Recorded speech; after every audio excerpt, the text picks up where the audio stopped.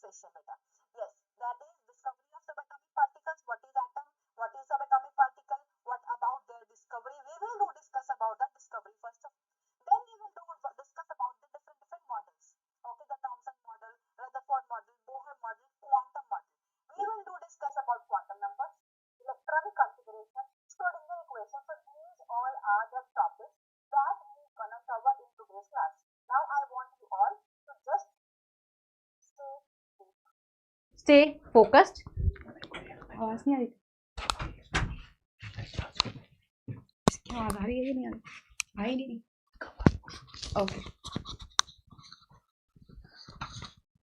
Hello everyone. Yes, students, whether I am audible to you all now?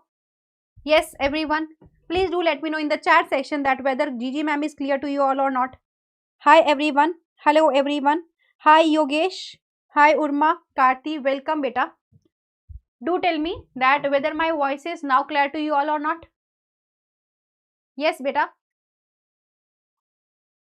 Hi, welcome. JEE Advanced PYQs. There is a word for JEE Advanced PYQs. Sure, we will be covering that JEE Advanced PYQs as well, but when the time arrives, right? Okay, sure. Noted. Sunita, noted beta. We will cover JEE Advanced PYQs as well, but as of now, we are covering our backlog session, so we'll start with the chapter. So yes, starting on with what is the basic meaning of the term atom. We all know about atom. Yes, everyone. I already discuss this topic in the previous session as well. So atom word arises there from atomio. Atomio means the one that is uncuttable, the one that is undivisible, that is not divided at all. So this is the basic meaning of atom, that is not divisible, non-cuttable, that is atom. Okay. So the first authentic theory that we can say given for the atom was by Dalton. So Dalton gave the theory that is named as Dalton atomic theory. I have already covered the postulates, remember that in the previous session of the backlog of chapter structure of some basic concepts of chemistry, right students? So here we will discuss about the Dalton atomic theory, that is the first prior theory, authentic theory given by Dalton for the atom, right? And this theory basically states that all the matter is made up of small indivisible particles that are known as what? They are known as atoms, right? That was a theory given by Dalton. Now after that we got to know that there were further subatomic particles, right? Further subatomic particles that are particles present inside the atom, that are electron, proton, neutron, mesons, right? So these all are neutrino, antineutrino, many more elements, many more subatomic particles are there. But if we do talk about the fundamental particles, so beta, there are three fundamental subatomic particles. That means in an atom there is further existence of what we can say, suppose this is the atom, right? And these are the shells where the electrons are to be present, right? So this is the nucleus. This is the nucleus, and your nucleus comprises the proton and a neutron that are collectively known as nucleon, and around it is electron, right? So these all three are fundamental subatomic particles. That means the particles that are present inside the atom, but fundamental subatomic particles, right? So we do have three subatomic particles that are fundamental subatomic particles, right? Yes beta, GG ma'am, your Gunjan ma'am will cover from basics and move to advanced only. All right. Is there any issue about it? All right. Moving on to the first subatomic particle discovery. Beta, in our syllabus, all three subatomic particles discoveries have to be, revised. We need to remember how they are discovered, what was the discovery portion. So moving on with the first one, that is electron discovery. So electron discovery was done with the help of this cathode ray tube experiment. Electron was discovered by the scientist named as J.J. Thomson. You all are familiar with the thing, right everyone? Okay. All you need to do is just sit and listen peacefully, carefully to all the things that your GG ma'am is telling to you. Okay. You can parallelly note it down as well. But yes, you have to stay consistent. 3-hour session we will conduct and we'll wrap up this chapter in 3 hours. Okay. I will tell you all the concept. I will tell you all the topics, all the formulas, all the tricks to solve the questions as well. So you just have to stay focused. That's it.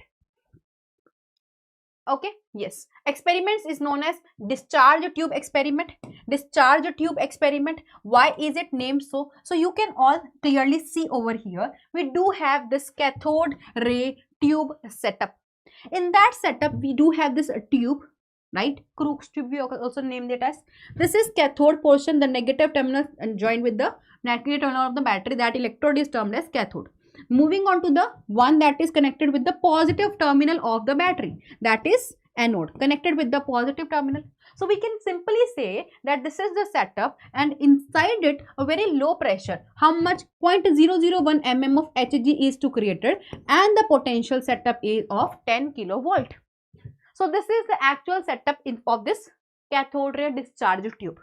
What they have seen over here is that when very high amount of voltage is applied over this side, what actually happen is there is some motion of a subatomic particle from one terminal, one electrode to other electrode. Now the question arises, what is it, right? What is the thing that travel from one electrode to other electrode and complete the circuit, right? So this is the question that was put there in the experiment. All right, so we were there to identify the thing that is there in it.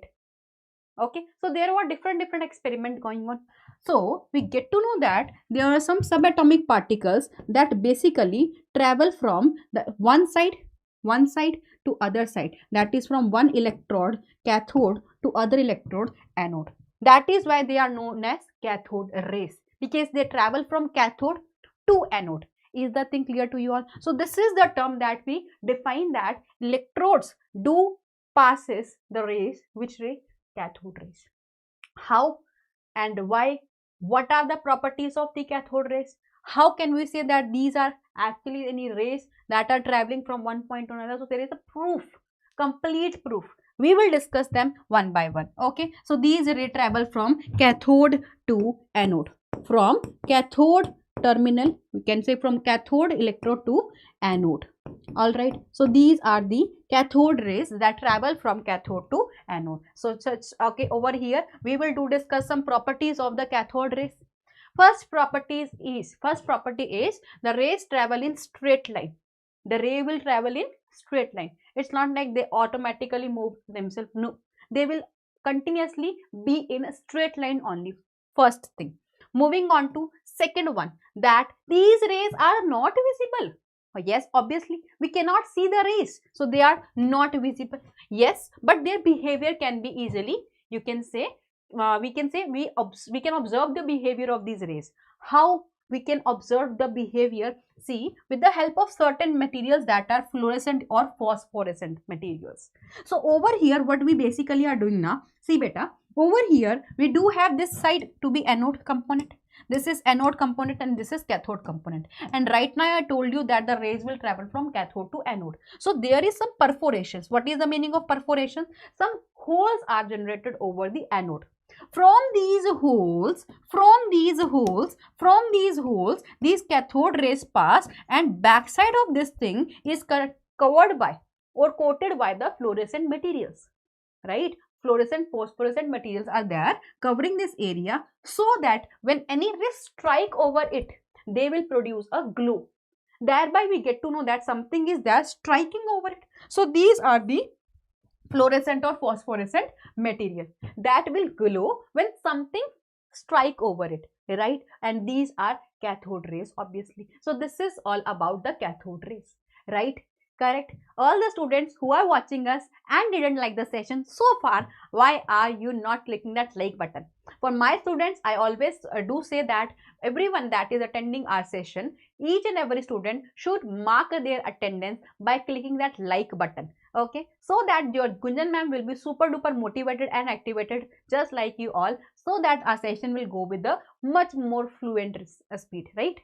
Okay, yes, all right. Moving on to the next property of it, that the cathode rays produce the mechanical effect. Now ma'am, what is mechanical effect? Mechanical effect, because they are itself material particles. Now ma'am, what is the meaning of material particles? So students, over here you can see a wheel. right? We can take a mica wheel over here. We can take a mica wheel over here, right? When the mica wheel is just placed in the path of the race, the wheel start pedaling, the wheel start rotating. That means they carries the mechanical properties, right? They do carry the material particle property. That means they do have some mass. That is the reason when they strike with this wheel, the wheel start to pedal. All right. So this is how we can say this is another property of your cathode rays. Moving on to another property, that is the electrical and magnetic field influence. If any field is not at all applied, cathode ray will travel straight. But if you put such as positive negative terminal, let's say I over here have marked the positive and negative terminal. That means from an external source I have given the electrical field to it, right? So automatically the rays will bend itself to the positive part, the rays will bend itself to the positive part, right students? Okay, not to the negative part. Think about the situation when something is bending, attracted toward positive, that means which charge that they carry, obviously they carry negative charge, then only they are attracted toward the positive side, right or not? So from there we get to know that cathode rays do carry which charge, negative charge, because they are attracted towards the positive side. On a similar basis, if we do put the north or south poles over there, so their behavior is just like the negative charge particle, they will bend themselves, all right? Otherwise they will follow a straight manner, they will follow a straight pattern.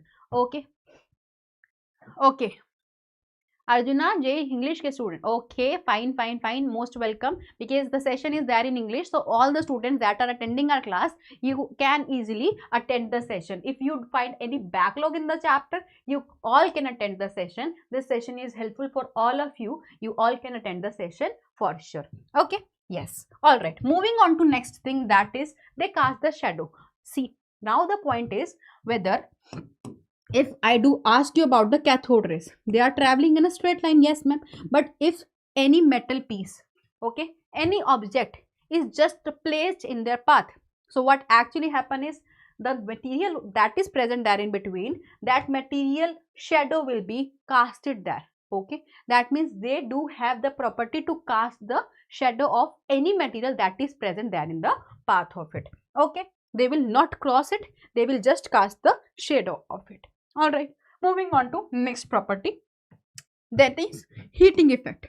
See beta, cathode rays do produce a heating effect. If you put any metal piece in the path, it will heat up, it will get heat up. That means cathode rays when strike with any metal piece, the metal piece will get heat up.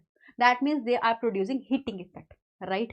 Then is a very important point, very important point. See students, how the cathode rays actually generated. Like, have you ever think about them, what is the basic, like what is the thing that is making the cathode rays, right? So here we do have the metal first of all of the electrode will ionize and produce the electron. I'm writing M over here to tag this electron, that this electron came from metal.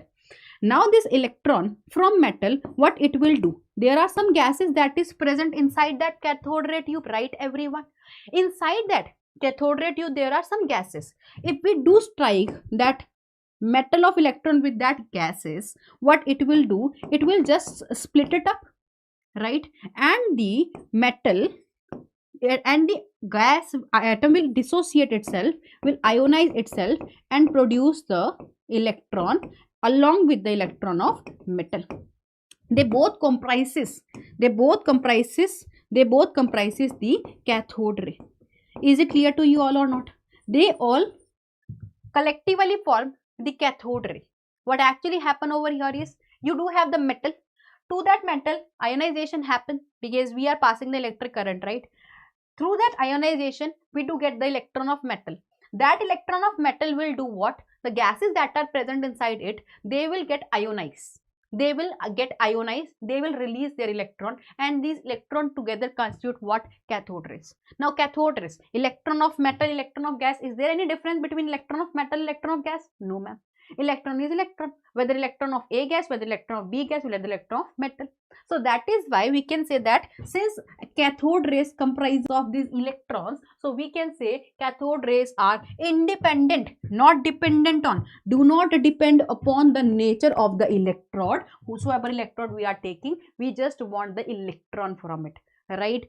And the nature of the gases, whatever gas is present there inside the cathode ray tube, we don't at all you can say expect any change, right? Because they all will produce the electrons only. Some will produce less electrons, some will produce more electron with the easy pace, with the hard pace, but all of them will produce electrons only. So thereby we can say that electrons are produced over there. So we can say the specific charge, that is the charge of specific charge. What is specific charge? Specific charge is charge by mass. It is charge by mass.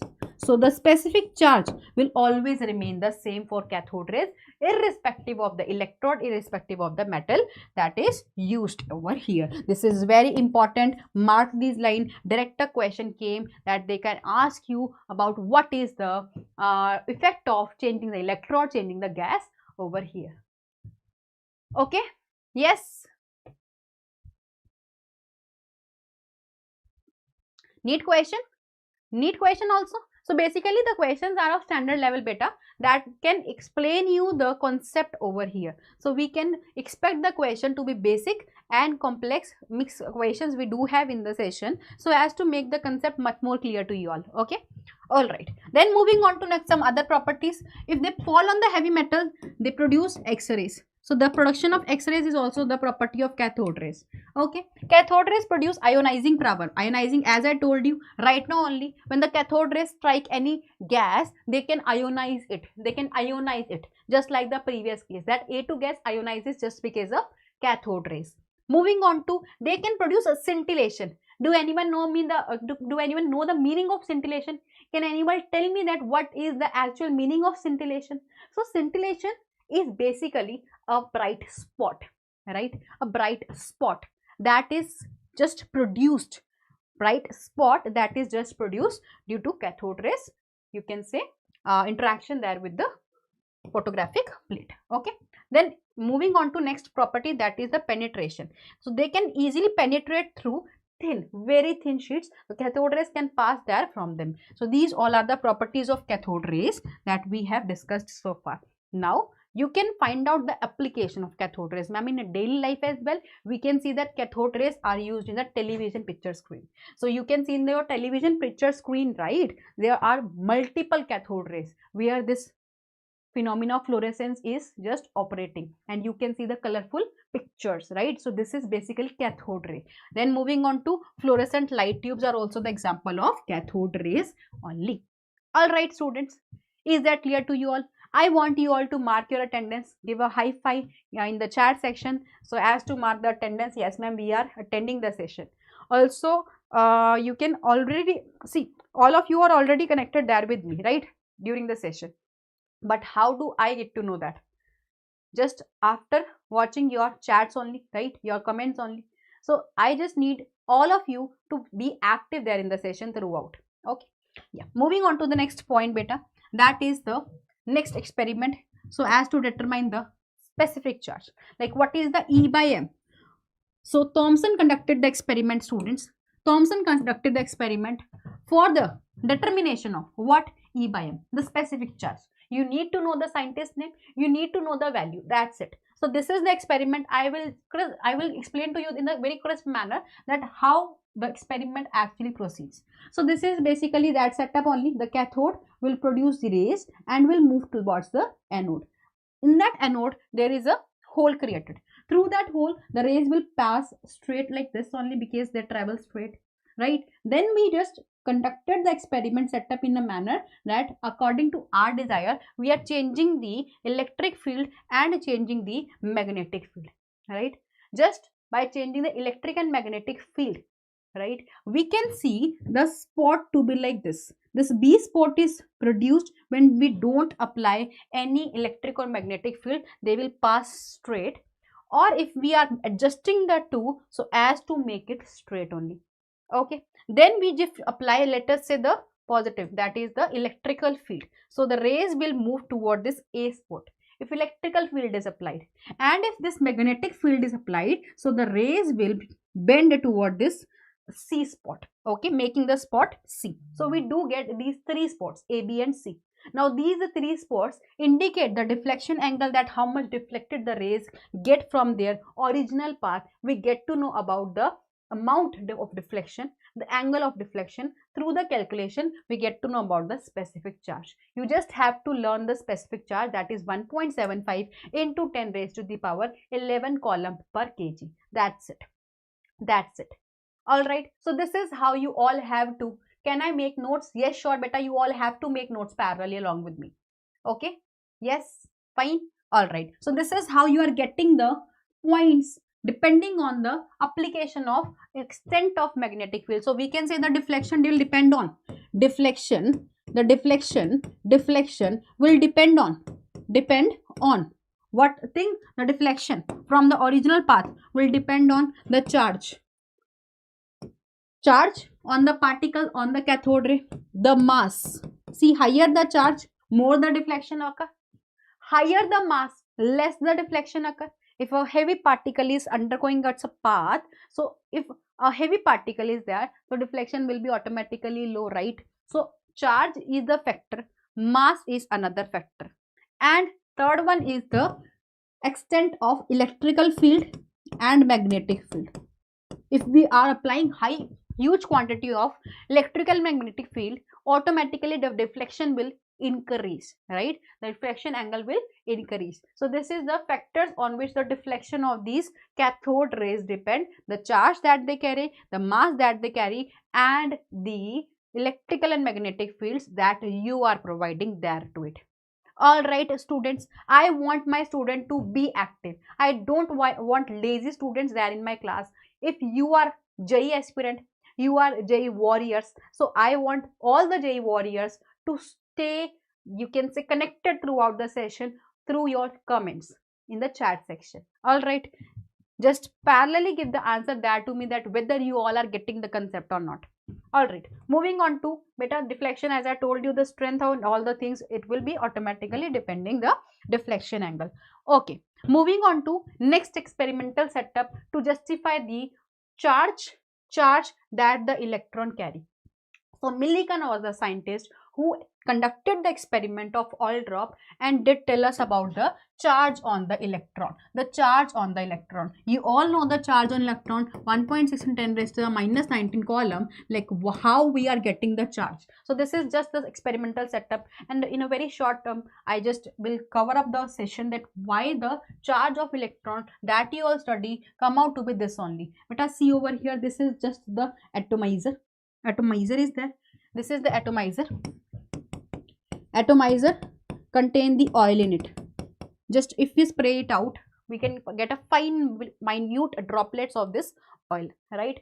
Over this, we can say there are two plates, charge plate. This one is the positive charge plate, this one is the negative charge plate. This one is the small hole created over here, and from this hole we can see a oil droplet falling out, right?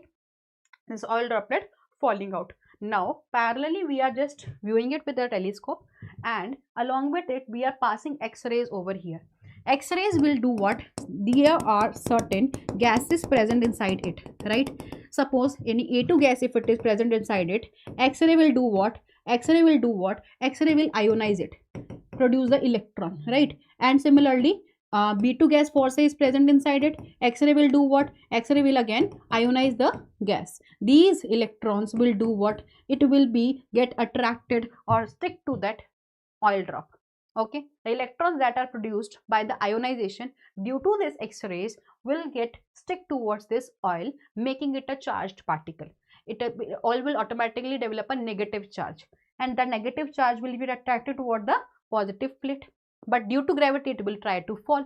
So we can say two type of forces operating over here. What is due to gravity, and other one is due to electrostatic force of attraction. We can thereby see the flow of the oil over here, right? The charge that it carry, we can calculate it, and it will result in the calculation coming out to be 1.6 in 10 raised to the minus 19 coulomb only. This is how we are getting the value to be like this. Is that clear to you all or not? Is that clear to you all or not? Any doubt, any confusion, any problem so far, students? You can ask me there in the chat section. Right? Clear? Moving on to the next topic, that is the charge. All the things are clear now. The charge on electron, yes ma'am. The mass of electron comes out to be this one. How do we deduce the mass? We know E by M, charge by mass. We know the electron now, and we can easily calculate the mass of an electron. That comes out to be this only, which will be 1 by 18637 time of that of hydrogen atom. We can calculate the EM by M by Thomson model of deflection. We already did that. So this is how we can calculate the charge by mass. Now this is quantization concept. Q is equals to Ne. That means the oil, the charge developed by it is n times the electron charge. All right.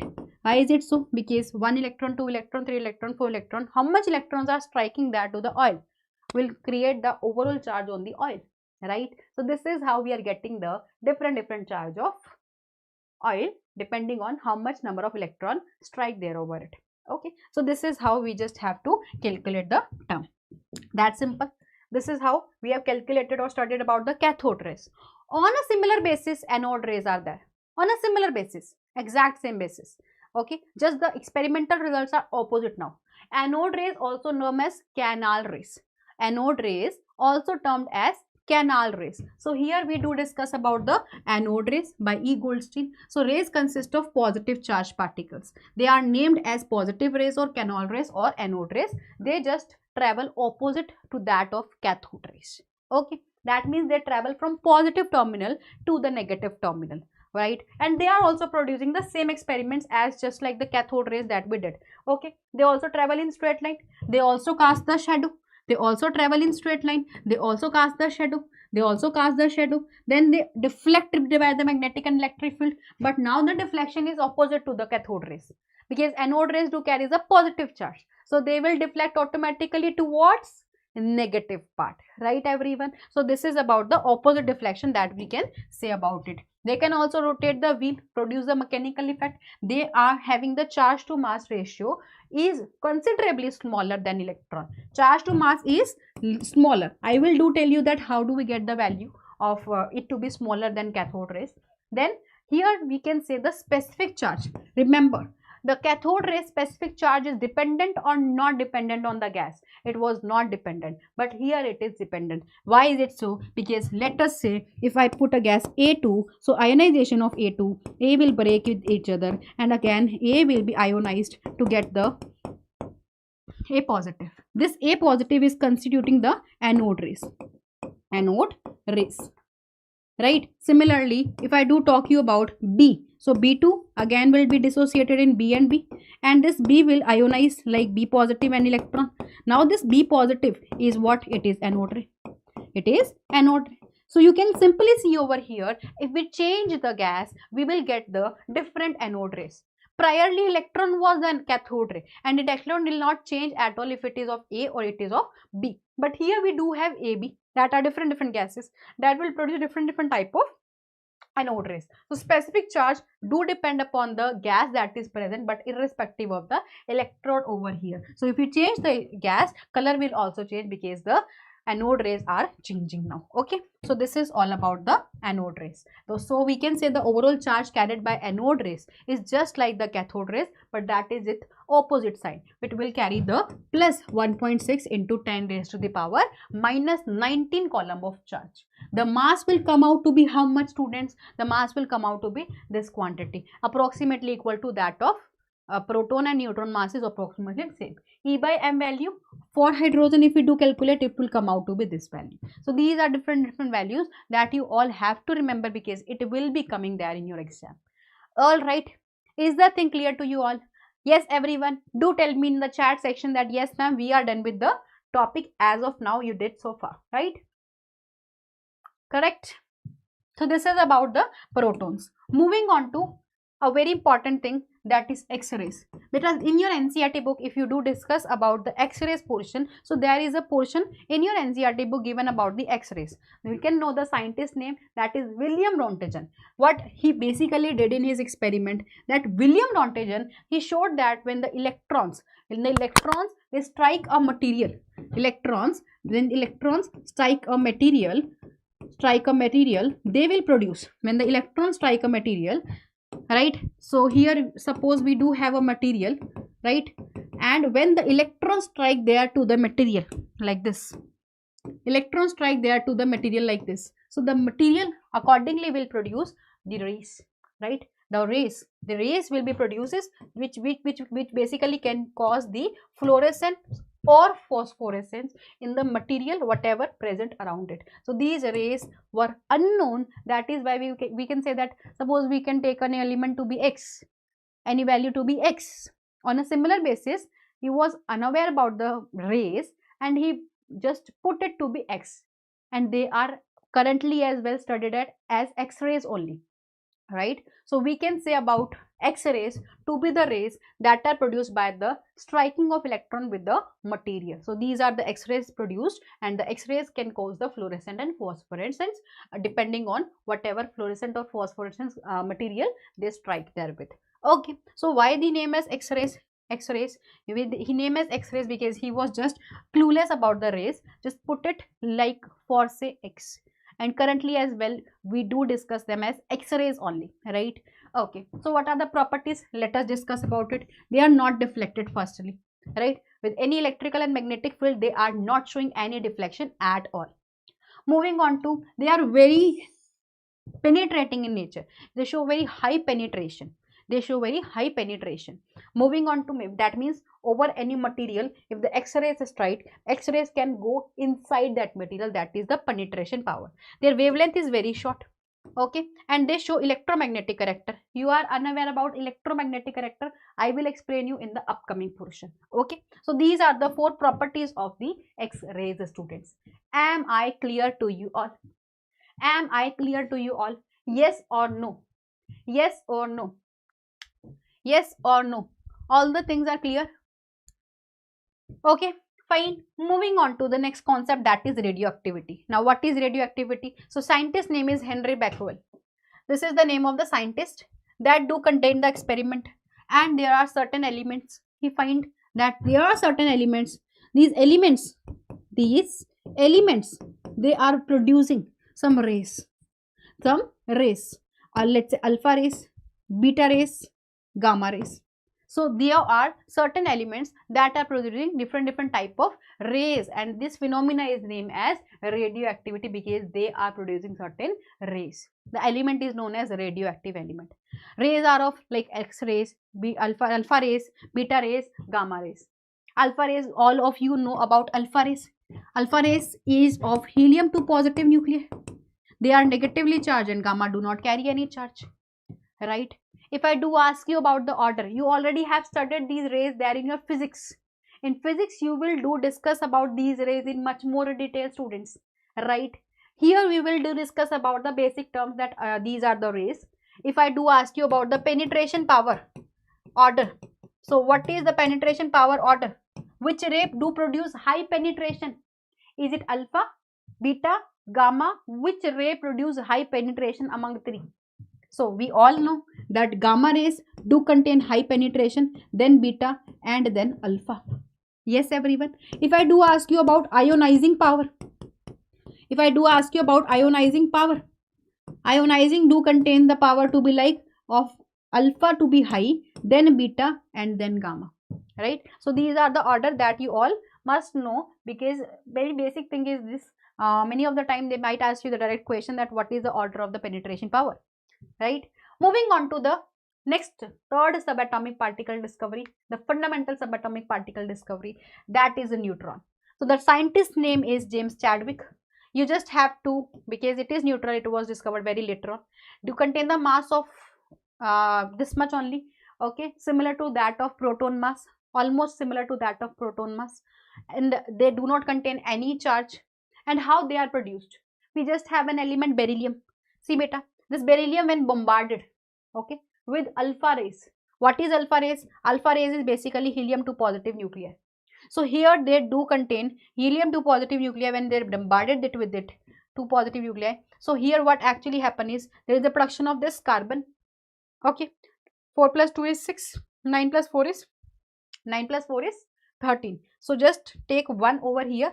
make it 12. One is neutron mass. So here we are getting the neutron to be discovered by the bombardment of alpha particles, by alpha particles over to this beryllium, right? So we are getting these neutrons. Is the thing clear to you all? Yes or no, beta?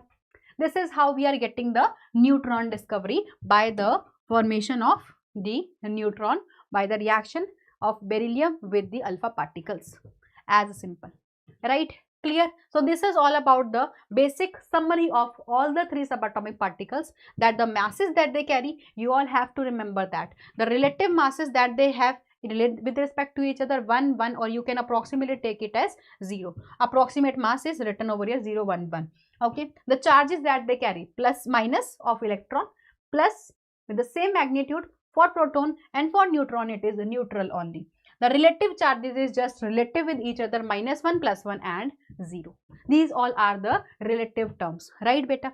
Moving on to this basic relation of the units, that 1 unit charge, whenever I say to you the unit charge, what is the meaning of 1 unit charge? 1 unit charge is this much coulomb only.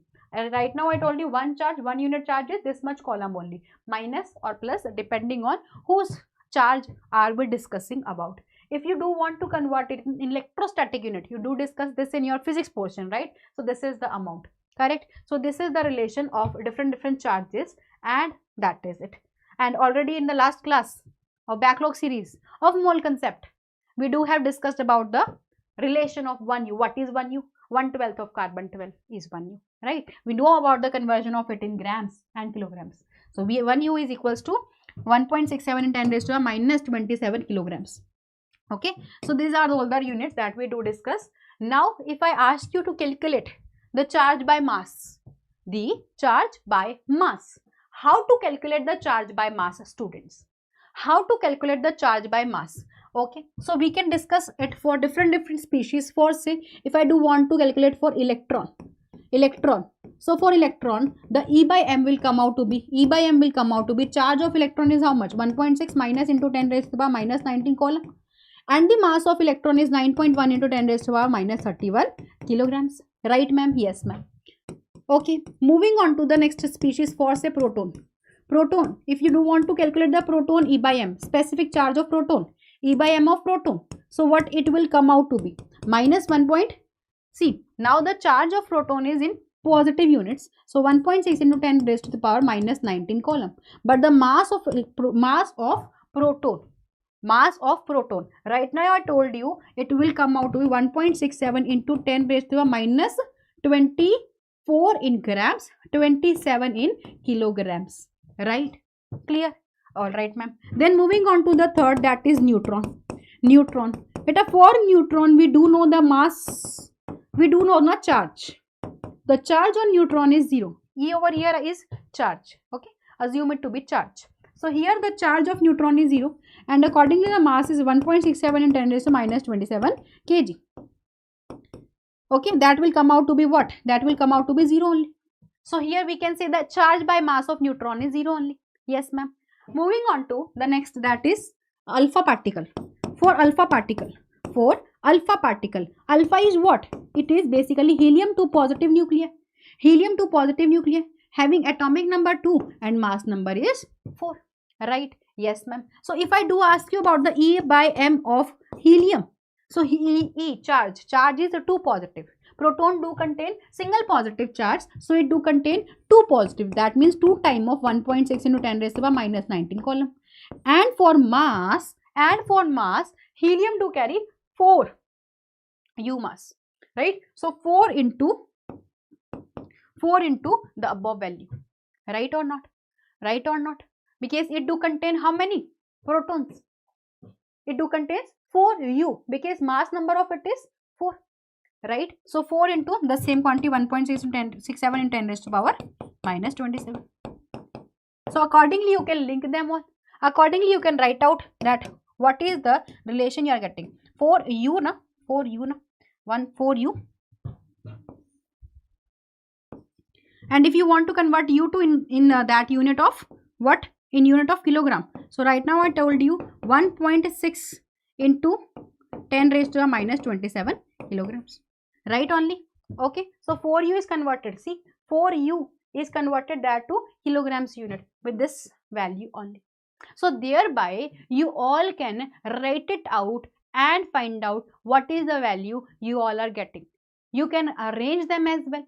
By putting the values, you simply can see that electron do contain the least value, because it contains over here minus 31. No one over here is having minus 31. It is having very less mass as compared to all other members. So thereby we can say electron E by M is least. E by M is maximum, because it do contain the denominator to be in the least value. So the E by M relation order will come out to be max for E. Okay, max for electron. Then proton and neutron do contain, tell me that, which have higher E by M. Neutron obviously contain a 0. Okay, here it do have some value, here it do have some value. So that means neutron will have the least E by M, that is 0 only. Now if we do compare about these proton and alpha particle. So students, over here proton and alpha particle, you can simply compare the values. It is coming out to be one value. It is over here 1 by 2. 2 1s are 2, 2 2s are 4. So 1 by 2 and 1. Okay, so this value is less than the original one, right or not? Yes, this denominator is more. So we can say that alpha particle do have the less value as compared to proton. Correct? So thereby you can arrange according to whatever question given there to you. Okay? Yes. Clear everyone? Yes, very good. General AI operational. Very good. It is very good to see that students are trying the question. In the YouTube, there are very less students who actually try the question. So if you are trying there in the YouTube classes, that literally reflect that how much motivated you all are, how much active you all are to attend the lecture, to tell me the answers. Okay, yes, very nice to see, very good to see that. Okay beta, fine everyone. Is the thing clear to you all? Any problem, any doubt so far, you can ask me. Okay, we'll move.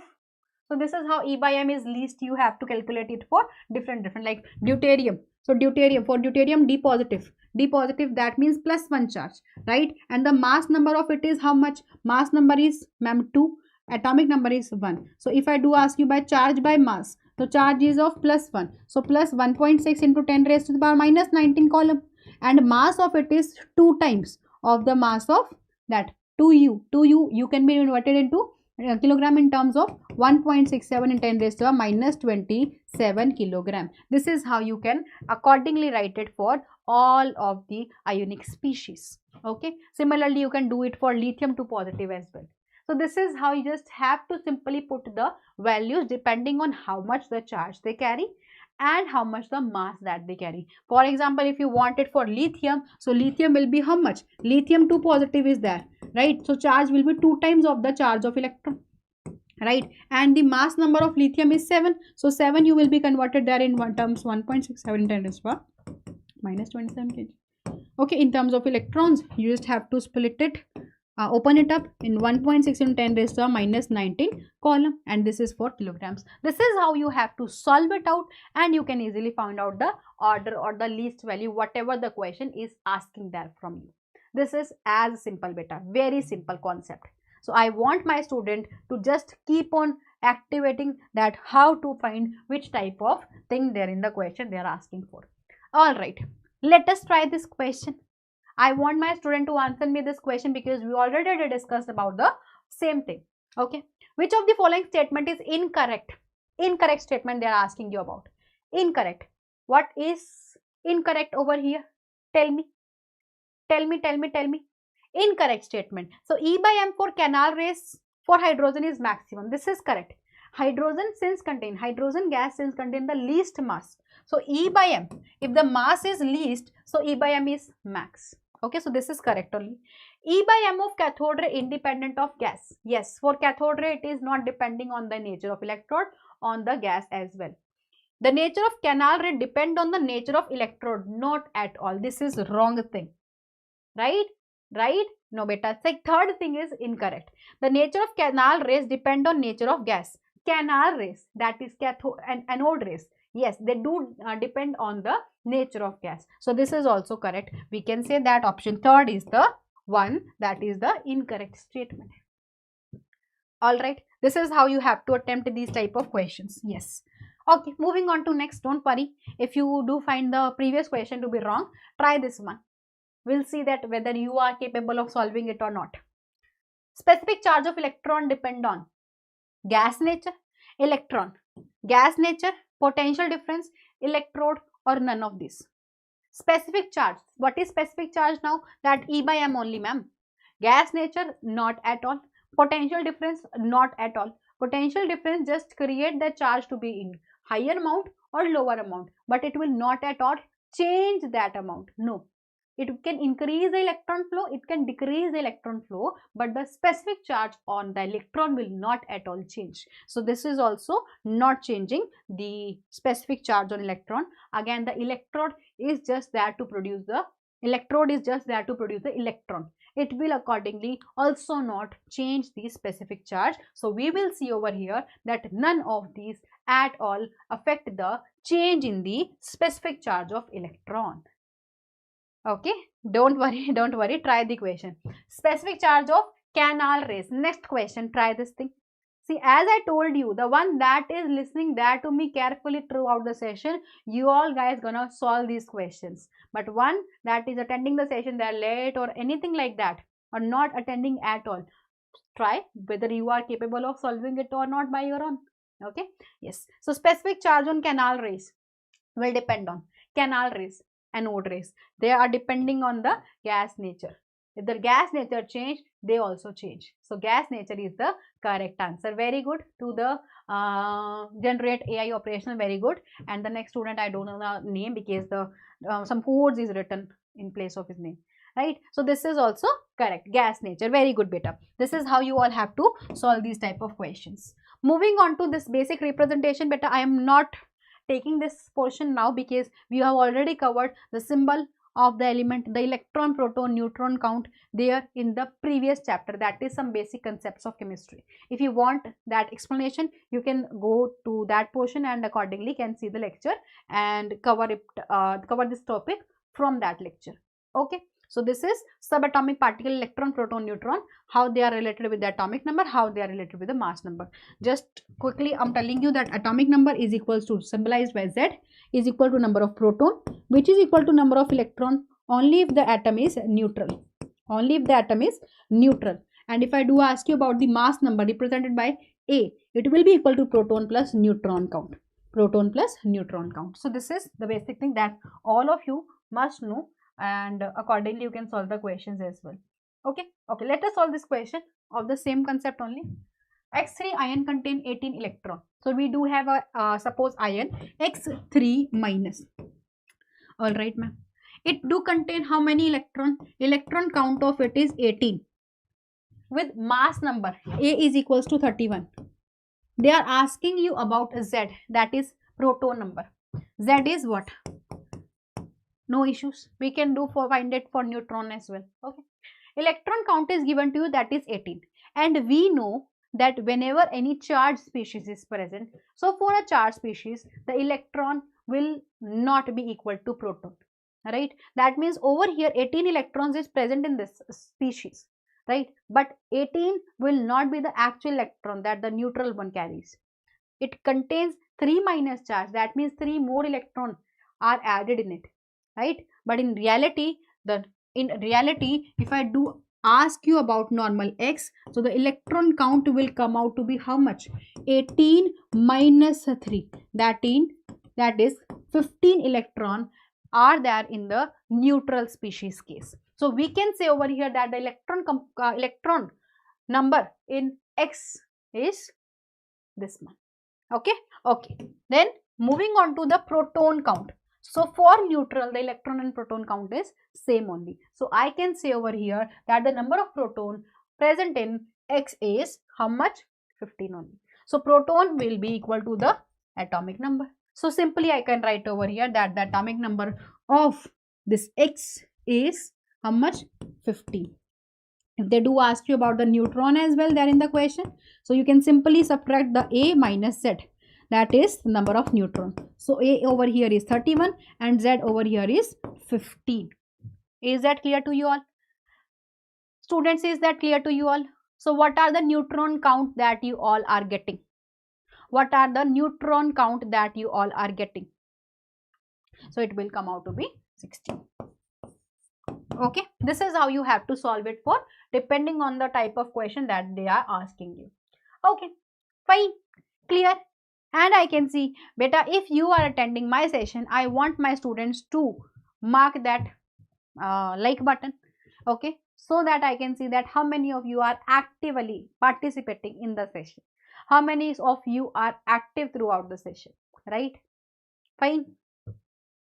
Okay. Okay, fine.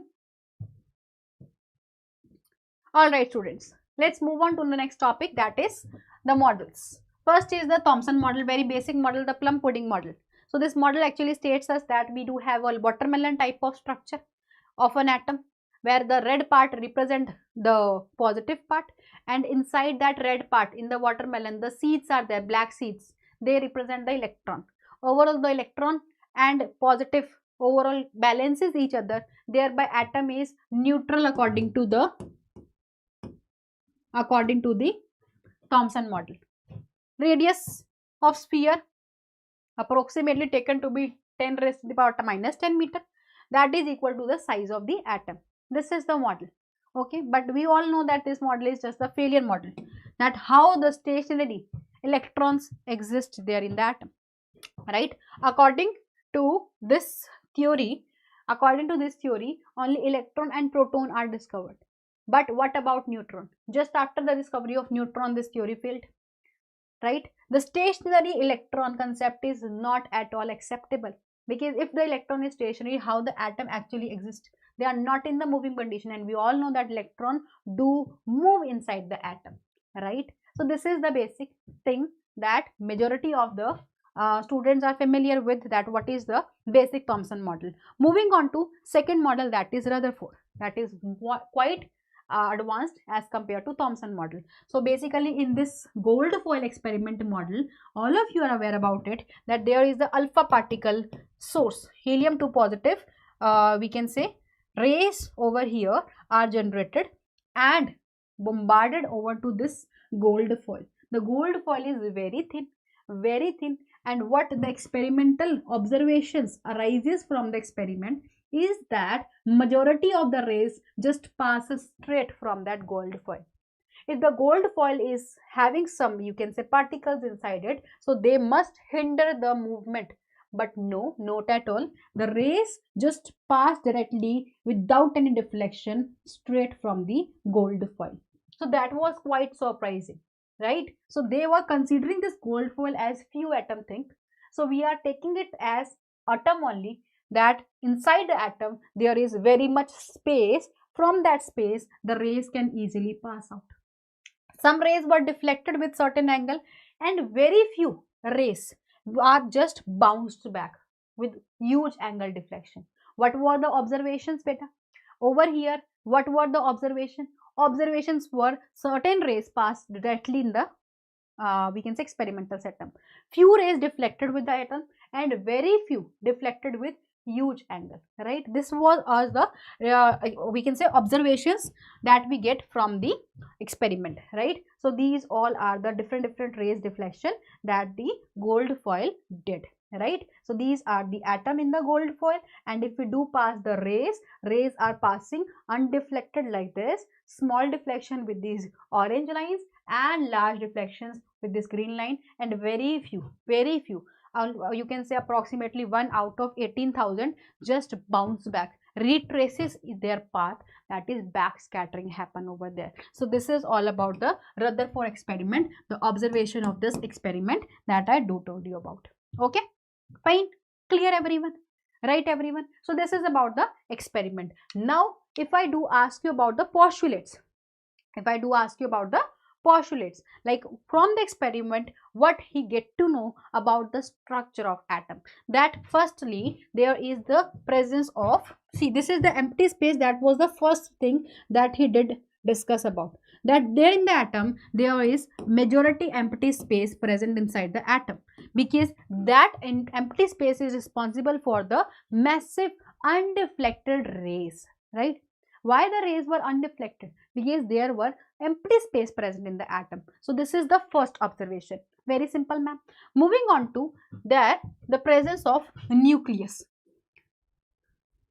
This backscattering or deflections indicate that there is something present inside the atom that is very heavy. Only heavy thing will allow something not to pass from it. Otherwise, if anything is light, the rays have their energy, they can easily pass from it. But they are deflecting, they are bouncing back due to some heavy particle there inside the atom. And the particle do carry the same charge as that of the rays that are coming. And we all know the rays do carry 2 positive charge, helium 2 positive. So the particle that is present, the massive particle, also carry the positive charge, that is positive charge, that is the nucleus. So do we discuss about the nucleus concept by the positive charged particle with a very heavy mass. Okay, the mass of the atom is concentrated inside it.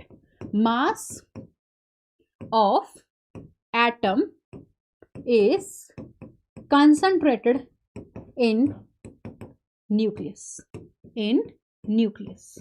Right? Okay, ma'am. Okay, fine. Then after this, we do discuss about some electrostatic force of attraction that is present inside it. Right? The electrons and proton are bound together with some electrostatic force of attraction that make them bounded there with each other. And the rough approximate radius things. Okay, so here we are having one more observation, that radius of atom is approximately 10 raised to the power minus 10 meter, and that of nucleus is 10 raised to the power minus 15 meter. If you want to find out the ratio of the radius of atom with that of the radius of nucleus, you can easily count it out. You can relate them as well. So 10 raised to the power minus 10 by 10 raised to the power minus 15, you will get it out to be 10 raised to the power 5. Similarly, the diameter, density is how? Y volume. Volume is by, if you do want to find out the volume of atom to volume of nucleus relation, how to find it out? You know about the formula, because we are considering them as spheres, right, students? So what is the volume of sphere? 4 by 3 pi r cube, right? Yes, ma'am. 4 by 3 pi r cube. And in place of radius, I can write the 10 raised to the power minus 10 cube. And over here, 4 by 3 pi 10 raised to the power minus 15 cube. Right only?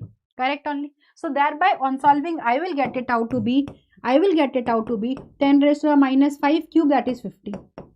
Okay? So minus 1 will come out to be plus only. There how you can solve it out to be the volume of atom to volume of nucleus relation.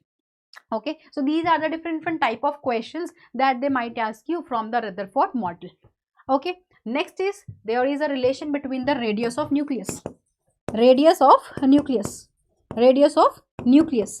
the radius of nucleus is related with the mass number? It is proportional to the mass number power a by 3. Mass number power a by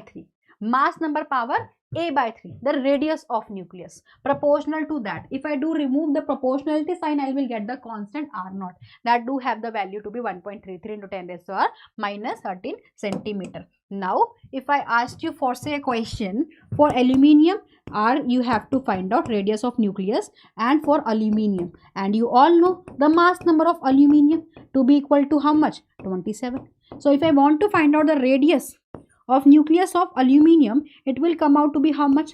R0, and A will come out to be 27 power 1 by 3. 27 power 1 by 3. So radius of aluminium will come out to be R0, 27 power 1 by 3 is 3 3s are 9, 9 3s are. So it is 3 only, 3 R0. So this is for aluminium. Okay, this is the type of question that they can ask you depending on whatever element they are giving to you. You just have to do the cube root of it. Okay, the atomic mass number, you just have to take the cube root of mass number, and accordingly you will get the nucleus radius. Okay, is the thing clear to you all? Yes or no? Students, do let me in the chat section that whether the concept is all clear to you or not, whether the concept is okay, fine, clear to you all or not. Yes or no? Yes or no? Okay, fine, clear, fine. All other students as well. Very nice, beta. Okay, you have solved it out as well. 3.99. Very good. Generate AI. Very nice. Very nice, beta. Okay. Now the drawback. Now the problem. The difficulty. See, beta. If the Rutherford model stated that the electron do move around the nucleus, although there is some electrostatic force of attraction, according to the Rutherford model, the electron is revolving around the nucleus, right? Yes, ma'am. But if the circular motion is happening, we all know that uniformly accelerated particle will certainly release the energy out. If it decreases the energy, ultimately it will fall there in the nucleus or not? Yes or no? Obviously, there will come a time when the electron will ultimately fall inside the nucleus. Correct? Correct, because of that opposite charges, right? And if the uniformly accelerated particle will move in a spiral way, so ultimately it will be collapsing there in the nucleus. And approximate time you can estimate to be 10 raised to the power minus 8 second only. That's it. Yes, in that interval only electron will get destroyed. That means right now, if this is the true case, you can see all the things are surrounding you to be, just blasting out, because all of the things are made up of atom only. Are you watching anything like in your surrounding the blasting thing? No, not at all. Because it is not the exact, you can say, observation, the exact model. There is something missing there in the Rutherford model, due to which we can say the atom is stable, right? But according to Rutherford, the atom is not stable at all. What is the reason behind the line spectrum to be discontinuous? If the electron is moving and continuously releasing the radiations, so spectrum should also be continuous, but it is discontinuous. Now, why is it so? No explanation. Moving on to the electronic structure. Now, how the electrons are to be filled? What is the electronic structure of atom?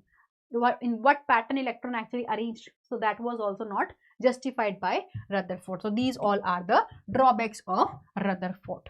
So we already have covered the Thomson model of an atom. We also covered the Rutherford model of an atom. Now third comes to be Bohr model of an atom, but it is not in a sequel way. Like just after Rutherford, it is not directly Bohr model that we will study. See, there are certain gaps, certain developments, that developments make the Bohr model to exist. Okay, so there are two main developments.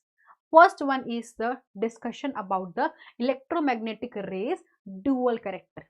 Now what is it? We will discuss about it. This one, and then second is the atomic spectra. These two were the experiments, two were the main researches that overall collectively gave a, you can say, push to the Bohr model. Okay, so before Bohr model, these two research already exist that make the Bohr model to be successful. Okay, then moving on to beta these two research. So first one is the Maxwell theory. Okay, first one is the Maxwell theory of electromagnetic radiation. So here is the discussion that the radiation when they pass, the radiation when they do pass, their radiations do create electrical field, magnetic field, right? That is EM wave, electromagnetic waves. So there is the propagation. So this is the direction of propagation. This is the direction of propagation. Of what? Propagation of radiation. Perpendicular to it, you can see over here is the red color line. That is the red color line is electrical field component. Electrical field component. And perpendicular to it only, you can see in opposite perpendicular direction, you can see this blue color line, that is the magnetic field component. This is the magnetic field. So I'm writing the magnetic field component. Magnetic field component. So these are the three different routes. The direction is like this, the electrical field is like this, the magnetic field is like this. So all three are perpendicular there with each other. So radiation have wave nature. Okay, ma'am. Radiation do contain which nature? Wave nature. So light is basically a EM wave. We can say light is an EM wave that do contain electrical field component and perpendicular field component perpendicular to each other. They are continuous, but Later on I will tell you, in this theory they are telling it to be continuous, but actually they will be discontinuous. We will discuss in the next concept. They don't require any medium to propagate. This is another concept. Okay, they can propagate in any medium. So different waves do have different frequencies, different wavelengths, different amplitudes. Their property are different. Okay, what is frequency now, what is wavelength now, I will tell you. Okay, just stay calm, stay focused. I just want you all to peacefully listen there to me, attentively listen there to me, better, because if you are not attentive now, ultimately if one slide is okay to you, you will lose that in another slide. Okay, so you just have to attentively listen throughout the session. You will get all the concept, trust me. Okay, E and nu, energy and frequency, according to this are not related, according to this. Okay, according to Maxwell theory, but actually they are not. Okay, we will discuss in the upcoming portion. So energy will depend upon the intensity of light. What is intensity? How many rays falling on a unit area in a single second, that is the intensity, that is the brightness of a light. So the brightness, the intensity, that is making the energy to be dependent on it. Fine. Moving on to, they are traveling with what speed? So all the electromagnetic radiations, they are traveling with the speed of light in a vacuum, that is 3 into 10 raised to the power 8 meter per second. So if any electromagnetic wave given to you, you can write according to this concept that they do travel with the speed of light, that is 3 into 10 raised to power 8. But this is not true, because only in vacuum they do travel with the speed. Otherwise in different mediums they do travel with different speed. There is some problems there in this electromagnetic wave theory, but we will state them all and correct them in the upcoming portions. Okay, but these all are the postulates of it. I think the portion is clear to you.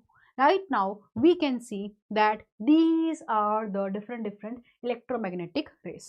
Okay, these are the different electromagnetic rays: CGX, UV, IMR. Okay, I can write it like this with a short trick: CGX, UV, IMR. CGX, UV, IMR. Cosmic, gamma, X-ray, UV, visible, infrared, microwave and radio wave. Right, these all are the rays. Cosmic rays, because of their very high energy, they are removed out from the electromagnetic spectrum. So these are all the rays that we gonna discuss. Okay, now this is your portion, and over here only very thin range over here is the visible, that is actually visible to you guys. Okay, so very minute portion of the electromagnetic spectrum that is visible. It is very minute portion that actually is visible to us. Otherwise we are not able to see any electromagnetic waves. Okay, right everyone? So these are different waves, and you always have to learn the numbers as well of the rays. Okay, okay, okay, yeah. Radio waves, radio waves are present. So these are different rays. You all can see gamma rays, X-rays. Gamma rays are used for, you can say that, MRIs and all, right? So to kill the cancer patient, because they are of high penetration power, so we can use that. X-rays to view the bones and all. Ultraviolet rays, we can say, the absorbed by the skin. Visible rays can be easily, we can say, we can see the rays that is visible. Okay, infrared rays, from the infrared sources from heat, sun, fires and radiators. Then is microwaves, used in cooking, radar, telephone, other signals. And then comes your radio waves. You can see it in the radio, television screens and all, right? Okay, fine. Moving on to next thing, that is the nature of EM waves now, students. Now what is the nature of the EM waves? We do have different terminologies used to represent the wave. So this is a wave, let's say we can draw it to be like this. Okay, so here we do have the wave like this.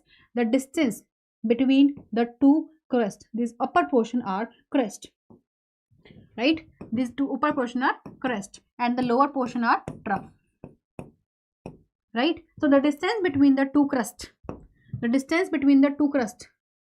or we can say the two trough, represent the wavelength represented by lambda. Okay, so wavelength represented by lambda, it is the distance between the two nearest crest, or we can say the two nearest trough, right everyone? Very easy, ma'am. Okay, so wavelength do have the unit of length. The unit of wavelength is length. The unit of wavelength is length. It can be in centimeter, meter, picometer, fermimeter, nanometer, angstrom, whatever the length unit is. Wavelength. Then moving on to frequency. What is the meaning of frequency?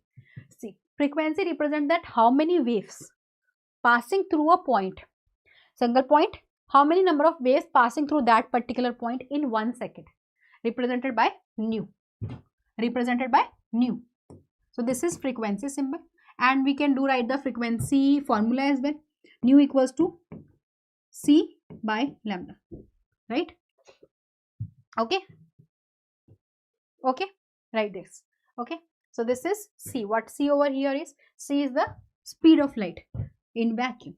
So we now representing the velocity. Velocity is what? Distance covered by the wave in 1 second. Distance by time, that is velocity. So how much distance the wave cover in 1 second is the velocity. Normally we can take it in meter per second. Okay, depending on the units that we are using, they are in the question. Time period. What is time period? How much time is taken by a wave, right? So to pass from a point, how much time one wave is taking. Here, how many number of waves pass through a point in 1 second, but here we are representing time period as how much time a wave, single wave, is taking to pass through a point, right? So that is represented by time period, capital T, and time period is equals to inverse of frequency. So we can do take it in terms of reverse of frequency. Accordingly, you can do take frequency as inverse of time period also. That is, the unit will come out to be inverse of time unit, time inverse. So it can be second inverse. Accordingly, it can be minute inverse, and so on. So frequency do have the unit of time inverse, or we can say hertz. These both are the units that we use for frequency. Okay. Time period is having unit of second, hour, minutes, that is time period. Okay, usually we do take it in second only. Wave number. Wave number is what? The number of waves. Okay, in 1 centimeter, how many waves are there? In 1 centimeter length, how many waves are there? Okay, that is the wave number, number of waves, right? So how many number of waves are there in a 1 centimeter? We can say a distance. So 1 by lambda is the wave number that we use. Okay, amplitude. What is amplitude? Amplitude represented by A, and it basically represents the height of this crust. This crust, the height of this crust, this is amplitude. So these are all the terms that we use to represent the property of a wave. Okay, so from here we do get the formula of what? We do get the formula of what? We do get the formula to be frequency is equals to C by lambda. Frequency is equals to 1 by time period. Nu, or we can say that wave number is equals to 1 by lambda. So these all are the relation that we get. Okay, so moving on to the question portion. Moving on to the question portion. Right, beta? Just try the question. Try it all out. See, let's see that how many of you are attempting the question and are getting the right answer. A particular station of All India Radio New Delhi broadcast on a frequency of this much hertz. That means frequency given to you 1368 kilohertz. Now you can convert the kilo into the hertz portion by multiplying it by 10 raised to the power 3. You're getting the answer to be in hertz only. Okay, ma'am. The wavelength of the electromagnetic radiation emitted by the transmitter is, you just have to find out the lambda over here. And you know that lambda is equals to C by nu. According to the formula that we used, 3 into 10 raised to the power 8 meter per second divided by frequency to be 1368 into 10 raised to the power 3 hertz, or you can write it as per second. So per second and second over here, both cancelled up with each other, and you will get the answer in terms of meter. And see there, they are giving you the answer in meters only. Yes, ma'am, they are giving us the answer in meter only. Okay, so accordingly you can find it all out. And what is the answer that you are getting first? What wavelength or wavelength? Beta, wavelength is what? Wavelength is the distance between two crests. That is wavelength. So one student is asking, Ankur Pratap, student, beta, wavelength is the distance between the two crests. Okay, that is wavelength. Okay, though this is the wavelength portion, the distance between two nearest crest. Okay, this is wavelength. But if I do talk you about wave number, So what basically wave number represent? That how many number of waves are present in 1 centimeter. Let's say this is 1 centimeter. Let's say this is 1 centimeter. So in 1 centimeter, how much number of waves? Like this: 1 wave, 2 wave, 3 wave, 4 wave, 5 wave, 6 wave, 7 wave, 8 wave, like this. So in 1 centimeter, how many number of waves are present? This is wave number. But the distance between the two crests, or we can say the overall distance of a wave, is wavelength. Okay, that is about wavelength. Fine. So by solving the question, you are getting, oh my god, once, yes, the answer number 1 is correct. Whosoever told me the answer, Ankur only, very nice. Ma'am, I cannot understand this chapter in school. My periodic test is near and confused. No issue. Pankaj. Okay. So beta, if you are not understanding the chapter there in your school, you can do attend the session. And I am trying the level best to cover all the topics in this session only. Okay. So yes, you all can attend the session. Okay. Moving on to the next question on a similar basis. Calculate the wavelength, frequency and wave number of light whose period is given to you. The time period given to you is 4 into 10 raised to the power 8 second. Minus 8 second. So accordingly you can count the frequency by inversing it. So 1 by 4 into 10 raised to the minus 8 second. Inverse, that is the frequency. And if right now you know the frequency, afterwards you can easily calculate the wave number and wavelength. Wavelength is lambda is equals to c by frequency. That means 3 into 10 raised to the power minus 3 into 10 raised to the power 8 meter per second divided by frequency. Frequency is 1 by 4 into 10 raised to the power minus 8. So thereby you can calculate the wave length, and in reciprocating it you will get the wave number. Okay. So accordingly you can solve the question as well. These all are the question, different question. You all can do it by your own, I know that. Okay. But just I'm telling you how to apply the formula. How to apply the formula, how to apply the concept. That's it. Moving on to limitations. What are the limitations of the theory? Right? What are the limitations of the theory? So it could not explain. Electromagnetic wave theory is taking the wave nature. But what about the particle nature? Particle nature is also there, that explain about the black body radiation, photoelectric effect, line spectra of atom with respect to hydrogen. They all are explained by considering the radiation as particle as well. The Maxwell theory have taken the radiation with wave nature, but wave nature do not justify these effects. That is why a new concept of particle nature is introduced that do justify these phenomena, right? Variation of heat capacities as a function of temperature. So these all are not justified by electromagnetic wave theory of Maxwell. So there we introduce particle nature of electromagnetic wave. Okay. So particle nature of electromagnetic wave do justifies us all the things. Firstly, we will start with the black body radiation. Okay. Yes, black body, there is nothing like true black body. Students, there is not actually a true black body, but yes, some certain as objects are there that show the property similar to that of black body. Okay. So concept was given there by Max Planck. The black body concept was given there by Max Planck. We are considering the black body as a whole.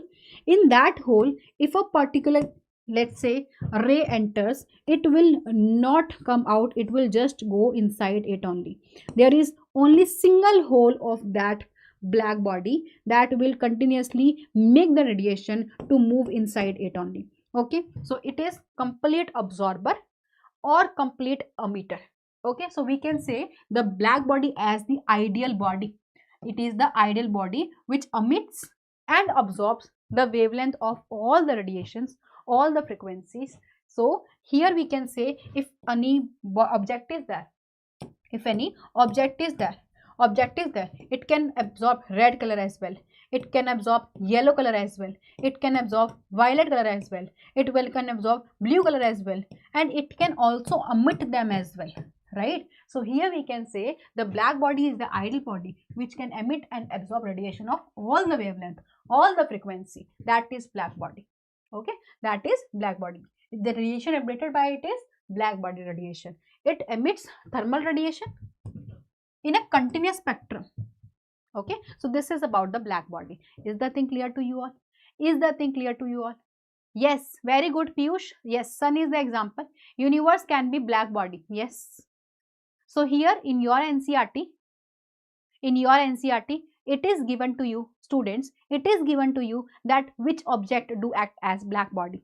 So we can simply say that here you can see the example, very good example is there to represent that different colors are, you know, absorbed over here, and you can see that it is emitting the radiation as a function of temperature. So this is how black body actually represent itself, that it can absorb different frequencies, it can emit different frequencies.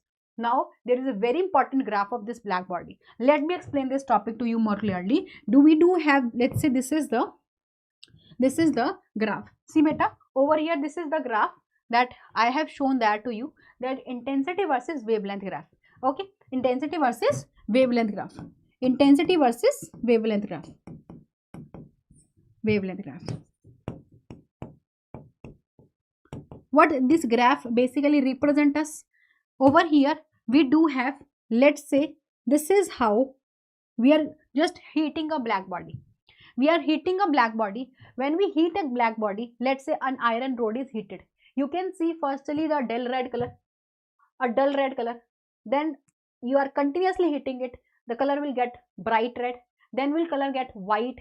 Then the color will get blue. So you can expect that range of colors are there shown of that iron rod when it is heated.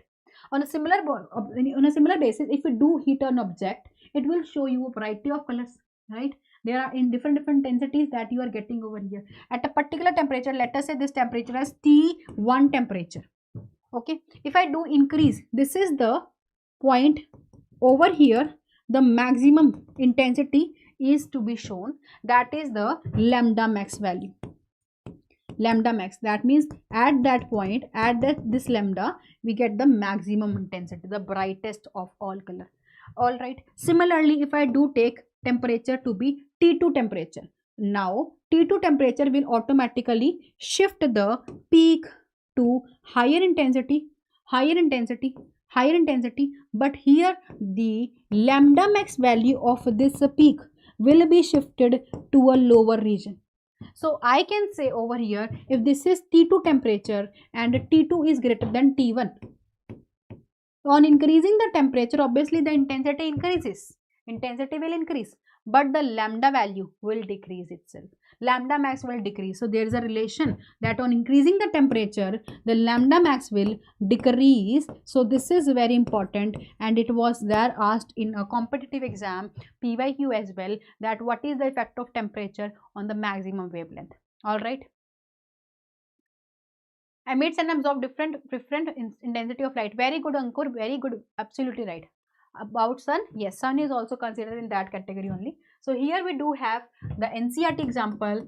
See over here, the temperature of the body start increasing and becoming very much higher than the surrounding, then the body will emit radiation. Okay, black body, how black body emit the radiation? If the surrounding temperature is low and black body temperature is very high, then the black body will automatically emit the radiation. Okay, so carbon, black and sun are the two examples that are given there in your NCRT that are behaving like ideal black body, although no object at all behave like ideal black body. Okay, but there in your NCRT these two examples given to you, otherwise actually there is no black body that is 100% ideal. Okay, yes. So this is about the iron rod only that I told you. Okay, then moving on to the next theory. There is some problem in the black body concept also, the classical theory concept also. So here is the solution to that problem. Okay, so firstly we can say that radiation are not continuous, they are discontinuous. Radiations do travel in the form of, see, just like an example of a tap. Let us say that I'm drawing over here tap. Students, don't go deep in the drawing of mine of this tap, but just imagine that this is the tap. Okay, this is the tap that I have drawn over here. In that tap, the, let's say this water droplets are dropping like this in one manner, and in another manner it is just flowing like a continuous way. So this is continuous flow, this is continuous flow, and this is discontinuous flow. This continuous flow, right? Yes, one is continuous and another one is discontinuous. Okay,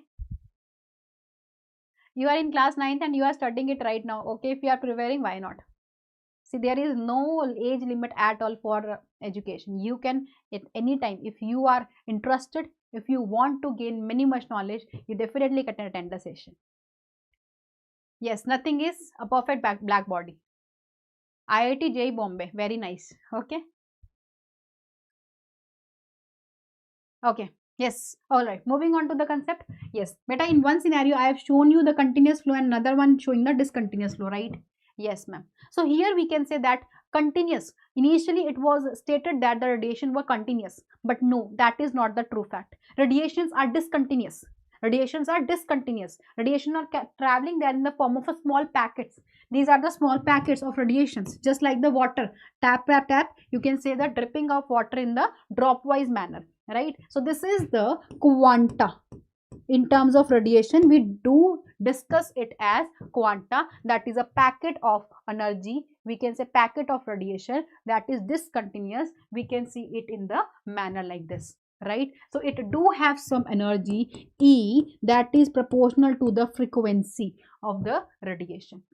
If I do remove the proportionality sign, I will get a constant because the theory was given by Planck. So the constant is termed according to the Planck's only, that is Planck's constant. Okay, this one is Planck's constant. P over here is Planck's constant. So P is Planck's constant.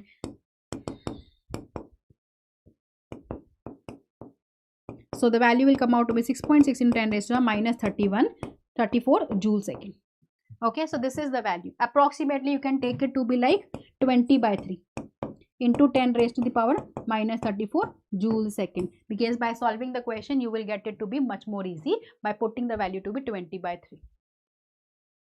All right, is the thing clear to you all, guys? So this is how you can put the value of Planck's constant according to whatever thing they are asking you about. If we do have n number of photons, you can write it as NH nu, right? NH nu. So this is the small packet of energy. We can say the energy of the radiations is in packets, and that packets do have the energy to be like n times of h nu, and represent the number of photons, right? The number of photons. Okay, if we you can replace the new terms with that wavelength as well. So you can write it as energy to be equal to n hc upon lambda. We have just replaced the formula of frequency in this wavelength formula. So this is the formula that I am getting. Now write the power formula as well. You can write the power formula, that is energy by time. You can divide this term with time. You can divide it by time and you will accordingly get the power. Accordingly, you can divide this thing as well with time. You can get the power. So this is how you can get the power. Okay. Now we do discuss this quanta for any type of radiations, but specifically if I discuss about light, for light we do discuss about photons as the quanta. For light we specifically mention photons.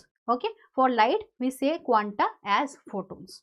This is about the concept of Planck's quantum theory. So Planck stated that light travel there in discontinuous pattern, and that discontinuous are the quanta of that radiations. The quanta of the radiation for light, that quanta is known as photon, and they do carry the energy in the form of h nu, right? So this is about the quantum theory, Planck's quantum theory. Third point over here is the speed of light. As I told you, it is not always continuous. It is only continuous. It is always constant in vacuum only. It is varying in different mediums. Solid, liquid, gaseous do have different values of their what we can say, the speed values is different in them. Okay, all right, fine. So these all are about the values that we do discuss. And also E equals to, we can say, NH nu by E is equals to NHC by lambda. Okay, right? If I have taken N to be 1, so E is equals to HC by lambda. Multiple times there in the question they are asking you about energy in electron volt. H is constant, C is constant. Lambda they might give you in terms of angstrom. I'm just telling you the scenario. You can just put it 12400. This is the direct formula that you can use in formulas to save your time. In the questions, you can save your time by simply putting the formula. If they are asking you about energy in electron volt and are giving you lambda in angstrom, if lambda given in nanometer for say, you can write it as 12400 upon lambda in nanometers. If they are giving you then the question, you can write in place of 12400 a single zero is removed, and accordingly you can put the values. You will get the correct answer only. Hc, okay, again you can take, as I told you, h to be 20 by 3 into 10 raised to the power minus 34 joule second as a shorter version. Hc together can be taken as 2 into 10 raised to the minus 25 Hc. So this is the values that you can use accordingly there in the question to ease your calculation. Okay, fine students, fine. They are no, it is not recorded beta, it is live only. Study room. I guess the portion is clear to you all as of now. Any doubt, any query so far you can ask students. Whether the portion is clear to you or not. Okay, fine. Whether it is clear to you or not.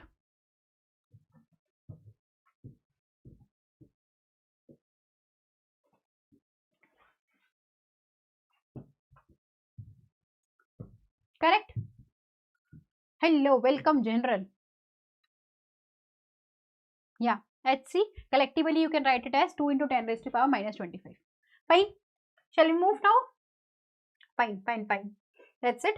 So you can calculate the question, calculate the energy of photon of light having frequency. So E you have to calculate having light of frequency. That means frequency given there to you, that is 3 into 10 raised to the minus 15. Just Planck constant also given to you. In that H position, you can write it as 20 by 3 into 10 raised to the power minus 34 joule a second, right? In frequency given to you is 3 into 10 raised to the power 16 second. So just simply put the values. Second inverse, second and second inverse will cancel out. You will get it out to be 20 into 10 raised to the power minus 34 plus 16. Minus 34 plus 16. Are you getting it? So you will get it out to be how much? 1 to be in joule energy. All right. Fine students. Is it clear to you all or not? Fine. All right. So this is how you have to solve. Calculate the energy of 1 mole photon. Now now they are giving you 1 mole. Specifically mentioning you 1 mole. So here you have to put the formula of energy is equals to NH, frequency given to you, NH mu. So you will write over here in term of N, 6 into 10 is to 23, because N is for 1 mole. 1 mole is 6 into 10 is to 23. H is 20 by 3 into 10 raised to the power minus 34, and in terms of frequency you just have to substitute the value and accordingly you will get the answer, right? Accordingly you get the answer. Okay, similarly calculate the number of photons of bulb of 40 watt working with 80% efficiency. These type of questions, how to solve these type of questions. Here they are asking you about the 80% efficiency. That means the power of bulb given to you, that is 40 watt, but it is only 80% efficient. That means you have to take the overall power to be 80% of 40 watt, right? Here you are putting the power term. Now you know the formula, that power of, okay, something is missing I guess, because there are no frequency at all given over here. Okay, I just told you that power, how the power is to be used. You cannot put directly power to be 40 watt, right? You always have to take the percentage efficiency of it. Accordingly, let's say frequency given to you, just like the previous question, they have given the frequency just like the previous question. I'm taking the frequency to be 5 into 10 raised to the 40 hertz. Now put the value of frequency over here. So putting the value of power is equals to work upon time, that is NH nu upon time. N is 1 only. Number of photon you have to calculate. So this is the portion that you need to know. H is already constant. Frequency they are given to you. Time period is, calculate the with.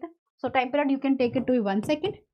Power to be this, H to be 20 by 3 into 10 raised to the power minus 34.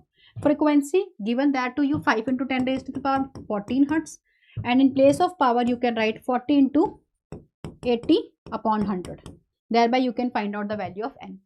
Is the thing clear to you all, guys? This is how you have to solve the question. Okay, yes. Moving on to next portion. That is photoelectric effect. Moving on to next portion, that is photoelectric effect. Photoelectric effect. Now what is photoelectric effect? Very simple concept, very easy concept. Basically we have a metal. In the metal we do have different electrons. Okay, like this, because we know that metal do contain free electrons over the surface of it. So we are just passing the electromagnetic radiation over to it. These electromagnetic radiation when strike, having certain energy, having certain frequency, when they strike over to the metal surface, they interact with it. Certain energy is required for the ejection of them out, right? So this is the work function, I can say. Work function is what? Beta, work function is some energy that is, utilized during the expulsion of it. Some energy is required to break the force of attraction that the electron carry there with the metal. Okay, so we have to apply the radiations energy to break that work function, and ultimately certain energy in the form of kinetic energy expelled out. For example, let us say I am just giving 150 rupees. Okay, your mother is giving 150 rupees to you. Let us take an example. Your mother is giving 150 rupees there to you, and the 150 rupees given to bring some, suppose, apples there from the market, right? Your mother is giving 150 rupees there to you to bring some apples there from the market, and the cost of apple is, let's say, 100 rupees. Okay, the cost of apple is 100 rupees. So now what will be the outcome? That you are given 150 rupees.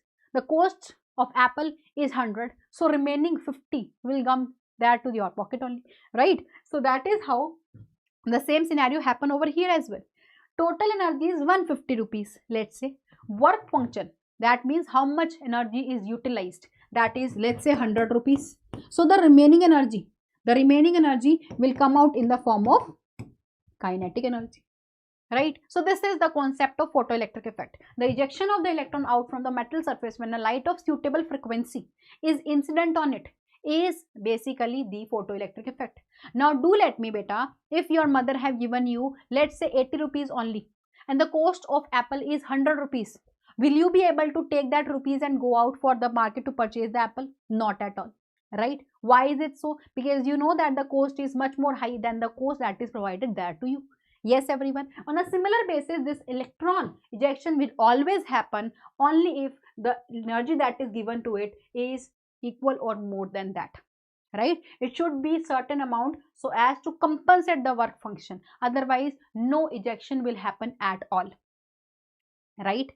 Yes. Okay. So here we can say that experimental proof was given there by Einstein, and photoelectric effect was given there by H. Hertz. So we can show photoelectric effect to be like this.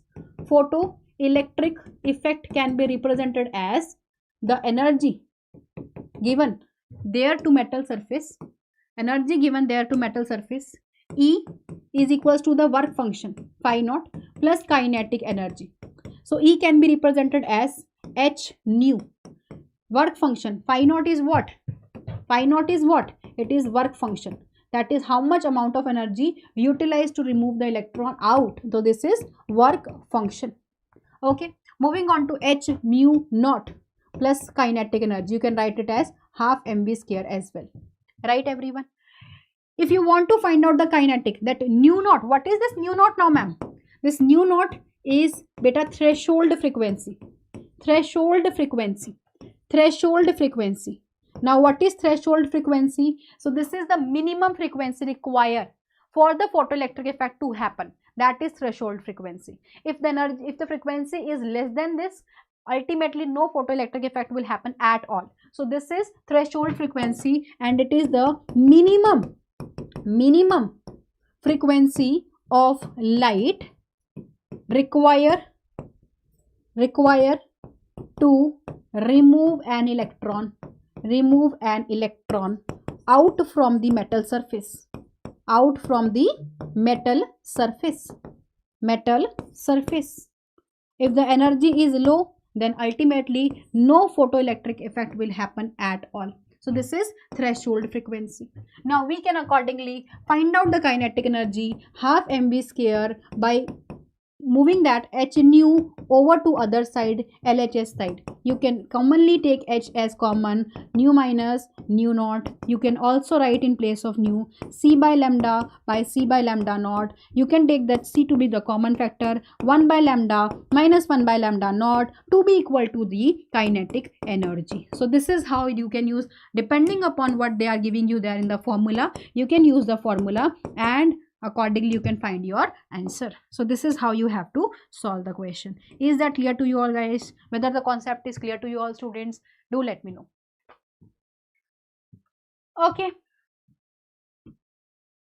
fine, students. Is the concept clear to you all? So this is how the photoelectric effect can be deduced by different type of formulas, different type of equations. Okay, so this is about photoelectric effect. Now this is how we are just passing on the energy there to a metal surface. Electron are emitting out, detector detected and complete the circuit. This is how we can see that current is flowing there because of this. So you know about the photoelectric cell, the solar panels, right? So different type of energies are just created out there. Okay, yes everyone. Moving on to the main points. There is first point of photoelectric effect, that at all no time lag happen. That means it is not like metal just get incident with the light and after 2-3 hours it will release the energy. No, it will release electron. No, it is immediate, no time lag, right? There is no time lag at all between the striking and injection of the electron. That is threshold frequency. Another frequency, as I told you, minimum frequency, right, required for the electron to emit out. Otherwise the electron will not at all emit out from the surface. That is threshold frequency. Moving on to number of photoelectrons. See, the number of photoelectron increases if the intensity of light increases. Let me make you very clear. If the intensity, the brightness of the light increases, number of photoelectrons ultimately increases. So it will depend upon the intensity of light, but not on the frequency. Does not depend upon the frequency. If you are increasing the frequency, ultimately frequency will affect the kinetic energy. This is very important, beta. Mark this all out, right? So frequency will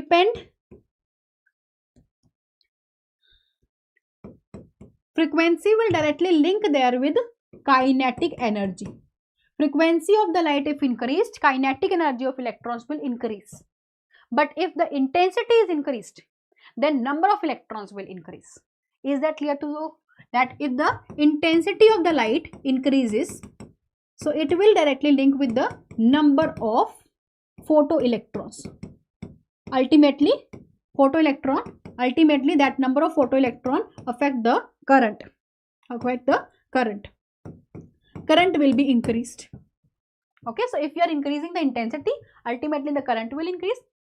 But if you are increasing the frequency, the kinetic energy will increase. It will speeden up, right? So these are the two things. The kinetic energy again does not depend upon the intensity of the light. Kinetic will not depend on intensity, and number of photons will not depend upon the frequency. These two are very clear things, right everyone? This is all you need to know, that how and why we are discussing about the dependence of frequency and dependence of intensity of the light on the kinetic energy and the photoelectric current. Okay, then moving on to a term that is stopping potential. Just to stop the process, just to reverse it out, opposing potential is applied, and the potential formula that we do use is kinetic energy by charge. Okay, kinetic energy by charge. So these are the three graphs that we're gonna show, that how the relation actually exists. As I told you, if you do increase the frequency, ultimately the kinetic energy of the ejected electron will increase. Okay, right? And you know that there is a minimum frequency, then only it will happen. It will not start from there. We do need certain frequency of light, then only photoelectric effect will happen. So that is why it is starting from this, and this point is threshold frequency, right? First graph is clear to you, and I know you must have studied it in physics as well. The same concept is there in your physics as well. Yes, students, am I clear to you all or not? For all the students who didn't like the session so far, who didn't mark their attendance by clicking the like button of the session, it is very bad. Ma'am is literally taking the session from past 2 hours, and I can see that only few students are actually dedicatedly follow the session, and some of the students only click the like button, other are, I don't know what they are doing. Okay, fine. Then moving on to intensity of light. As I told you, frequency we are taking to be constant only. If we are increasing the intensity, it will not impart anything on the kinetic energy. Intensity will result into the increase of current, but frequency will result into the increase of kinetic energy. But if you increase the intensity, kinetic energy will be constant only if frequency is constant. So that means frequency and kinetic energy are directly related there with each other. Moving on to next thing, that is number of electrons depending on the frequency. We do have taken two different intensity light. One is of low intensity, another one is of high intensity. If the intensity is low, we can say the number of electrons are low. If the intensity is high, the number of electrons are high. That means the current, beta, this is current. This is current. So if the low intensity light is there, the current is low, but if the high intensity light is there, current is high. So we can see over here that till a certain extent, the threshold frequency, there is the production of current, there is the emission of electron, right? For low intensity light, current is low. For high intensity light, current is high. So I think all three graphs are clear to you all. Okay, this is how you have to do it. All right, fine. So let us solve this question so as to make the concept much more clear. We'll see that when electromagnetic radiation of wavelength falls on the surface of metal, fine.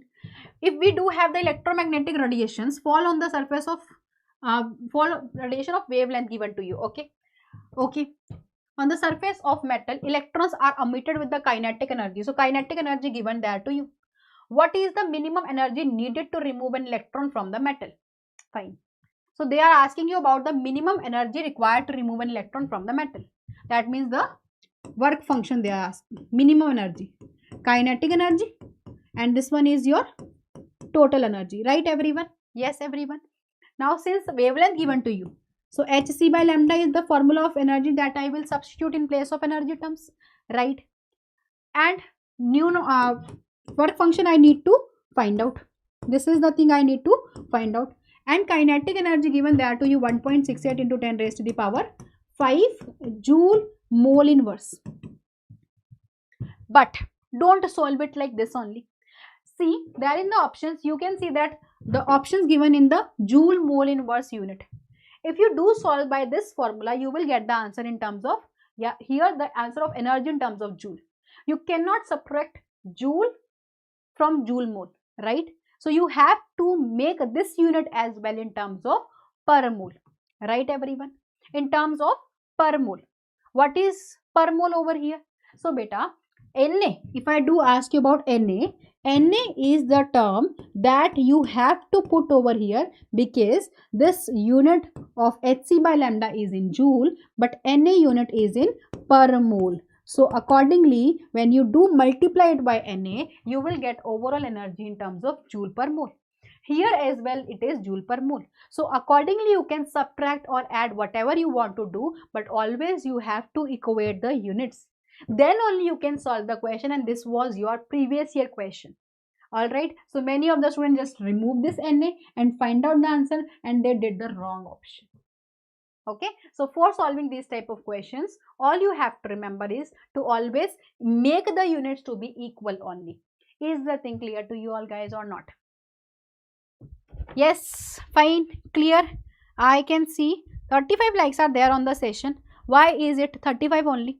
I want my students, whosoever is attending our session, they all must be active throughout the session. Okay, they all must mark their attendance. Attendance should be marked only by clicking the like button, right? Yes, just give me now 5 minutes. I will take your 5 minutes. I am giving you 5 minutes. Okay, 5-minute break. 5-minute break given to you all. Have some water, have some tea there in between. I will be back there after 5 minutes. Okay, yes students. So Giving you a 5-minute timer break. Timer is of 5 minutes only. So just wait for 5 minutes, okay?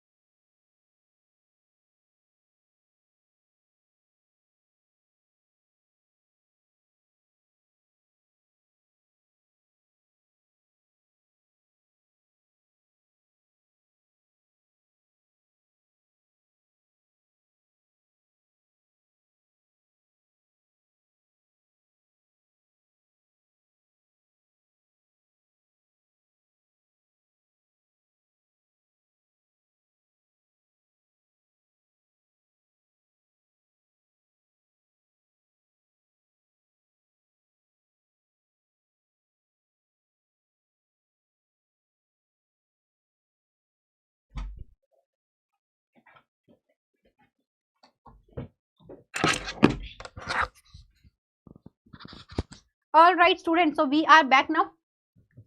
Yes, the timer is done. All right. Yes, yes. Whether you tried the question or not. Class, okay. Ma'am class 9 का हूँ, क्या मैं attend कर सकता हूँ chapter? मैं भी okay, yes sure you can attend बेटा. सी,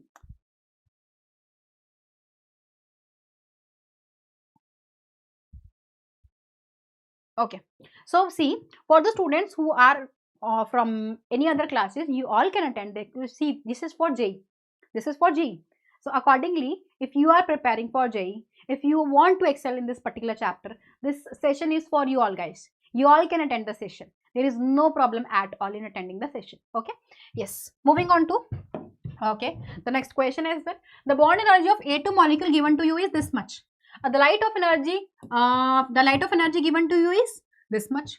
Irradiated on it. Calculate the kinetic energy of the atom A. That means here we do have a bond between A like this, and we are just we are just passing on the energy, the light of energy, that is 4.4 into 10 raised to the power minus 19 joule. This is the energy that is, you can say, irradiated on the metal, right? There is some work function. Now the work function over here is to break the bond, correct? Then we do have the kinetic energy. We do have the kinetic energy, right? I need to find out the value of this work function. Then kinetic energy. No. The bond energy of atom molecule given to you. This is amount of work function given over here to you. How much? It is 4 into 10 raised to the power minus 19 joule. And kinetic energy, you have to calculate it out. When you do find the kinetic energy from this, but the kinetic energy is of A2. If you want it for A, of A atom, right? So you have to divide the obtained kinetic energy with the 2 to get it for A atom, right everyone? This is how you have to solve the equation. Then only you will be able to get the kinetic energy by solving this divided by 2 to be the kinetic energy of A atom, because it is then for A2 molecules, right? So this is the concept. Now beta, we are continuing with the topic now, that is the spectrum. Now what is spectrum? What do you mean by spectrum? So basically spectrum, as the name itself indicates, spectra, that when the radiation is passed through a spectroscope, that is prism, we are getting the different patterns, right? You must have known about the spectrum, the prism concept in your lower classes as well, right everyone? Now we are discussing about the prism concept again. Over here we do have the spectroscope, the prism. We are getting the patterns. That pattern is photograph of a particular species, right? So the radiation has passed through a spectroscope. We are getting the pattern that is known as spectrum only. Spectrum, depending on what basis we are categorizing it, spectrum is of two type, based on the nature, based on the origin. Two type of classification are we doing over here. Based on nature, like how the nature of the spectrum that we are getting, it can be continuous. That means the radiation that we are getting over here, just in the parallel case, are continuous. One color merged with the other color. I'll show you. One is discrete, or we can say discontinuous. Discontinuous means there is some abruption, right? Just let me show you how the continuous. See, this is the continuous method of spectrum. This is a continuous spectrum that you are getting, where one color just merge with other color. But these are discontinuous, where we can say some lines, right? We can say some lines. There is abruptions there in between. So this is the discontinuous spectrum. Ma'am आवाज नहीं आ रही है. Whether I am or not audible?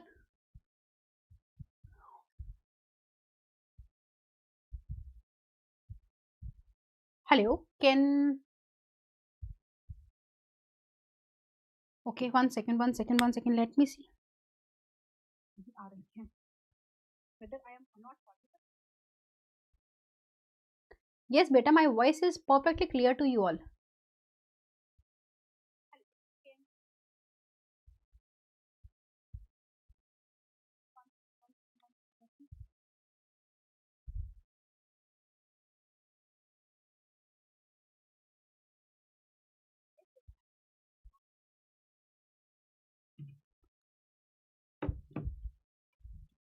Okay, so this is continuous spectrum, this is discontinuous spectrum. Discontinuous means emission and absorption. Emission, in emission what we can say is certain lights, particular color lights in the form of lines I can see over here are emitted out, right? But in absorption, from complete band, I can see that some of the colors are missing from these lines, right? So this is the absorption, that some colors are absorbed there in between. In emission, there were some colors that were emitted out. So these are the two emission and absorption spectrum on the discontinuous pattern that I have written over here. Okay, so this is the discontinuous spectrum. Discontinuous can be further divided into the basis of that we are getting our single lines or we are getting a bands. Bands are the broad part. Okay, so line and band spectrum based on origin, whether the lights are absorbed or whether the lights are emitted. How absorbed or how emitted, I'll show you over here. Have a look, beta. This is the discharge tube. Okay, that cathode ray tube experiment we already did. Then that tube, we just taken the hydrogen gas. Okay, the radiations are just released out. We are passing that radiation to the prism, and through that prism the radiations are just splitting out and we are getting this line spectrum. Since this is emitting the radiation, so this is emission spectrum. This is emission spectrum. This is emission spectrum, right? And in the second case, we can see that here we do have sunlight, the natural source of light that do contain all the colors, right? NaCl solution, what it did is some certain colors are just, some certain radiations are just absorbed over here, and we are passing the rest of the light, this is transmitted light, to the prism, to the spectroscope, and there we are getting the photographic plate. These dark lines represent that some colors are just absorbed there in between by this NaCl solution. So we over here are getting this absorption spectrum. Absorption spectrum. So this is the absorption spectrum. All right. So there are two type of spectrums depending on the origin, that whether the light is absorbed or the light is emitted by the substance. So these are two type of spectrums that I am getting over here. Okay, so these are the spectrum concept. Now we get to know about the spectrum, we get to know about the dual nature. This is what we make the Bohr model to be more achievable, because in Bohr model these two discoveries, developments overall participate. So where we are discussing the Bohr model, we always do discuss it in terms of single electron system only. That means we do discuss about the species that contain single electron only. For example, if I do ask you about the hydrogen, hydrogen do contain one electron, right? If I do ask you about helium positive, helium do contain two electron, but plus one, that means it have removed one electron out. That means I am total overall getting single electron. Lithium 2 positive, that means 3 minus 2 getting one electron. Lithium, after that beryllium 3 positive, that means 4 minus beryllium contain one electron only. So this is how I am getting the single electronic species only. So the model is applicable only to single electronic species. It is not at all applicable to any other more than one electronic species. Okay, very important thing. So what are the postulates over here? The postulates of this model is that atom have infinite, we can say infinite number of orbits. These circular orbits, inside these circular orbits electrons are revolving, right? And central part contain nucleus. So we do have nucleus. Okay, around that nucleus there are infinite circular orbits. And electrons are moving in these circular orbits only. These are stationary orbits because they do contain the fixed energy. So that is why we can name them as energy shells or energy levels. So the energy is fixed, and distance of the electron from the nucleus increases as we move far away to the higher orbits, right? So this is the third postulate. Energy of stationary orbits is fixed and distance of the electron from the nucleus increases as its energy increased. All right, is the thing clear to you all or not? Yes, everyone. Clear everyone? So this is about the representation. Moving on to the very important postulate of Bohr theory, that is quantization of angular momentum. What this basic postulate tell you, that if we are having the angular momentum mvr, so it is quantized, that means in the packets form, right? Again quantized, h upon integral multiple of h upon 2 pi. The angular momentum, that means electron will revolve only in some specific orbits. Now whose orbits are capable of making the electron to revolve around it?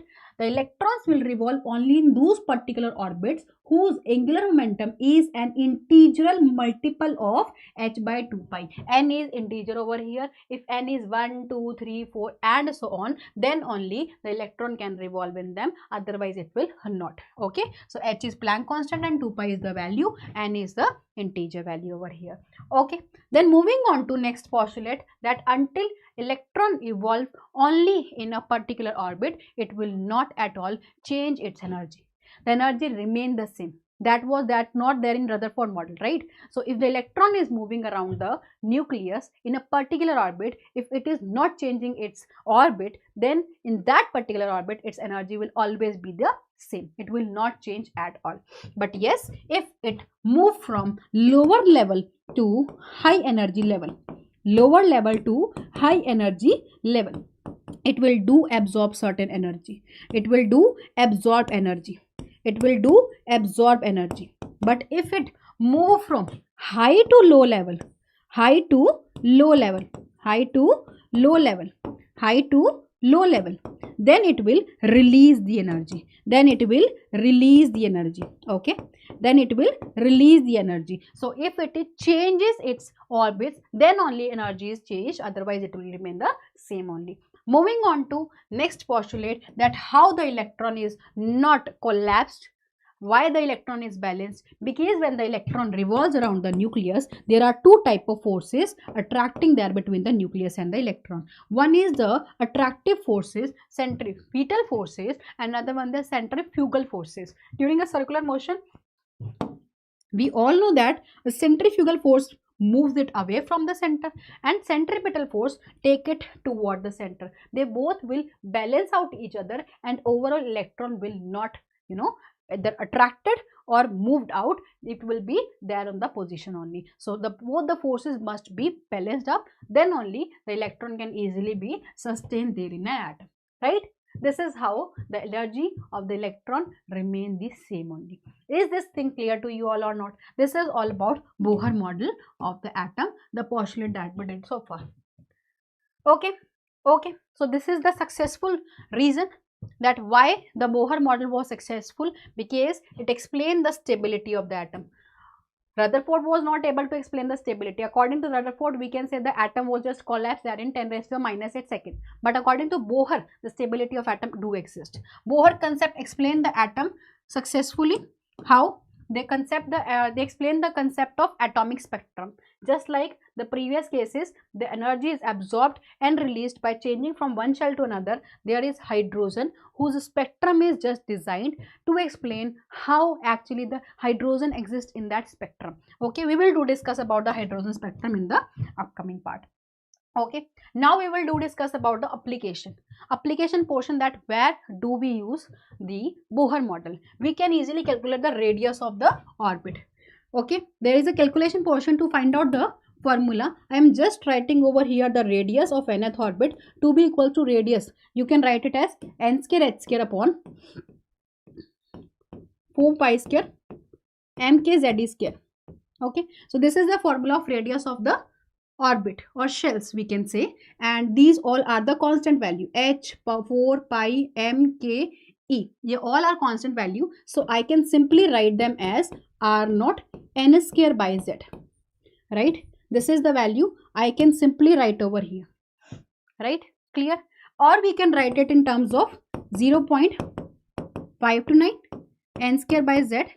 This is also the formula that we can simply use over here. Okay, this is the formula for radius that I can simply use for calculating the radius of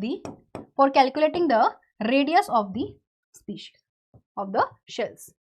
Okay, fine.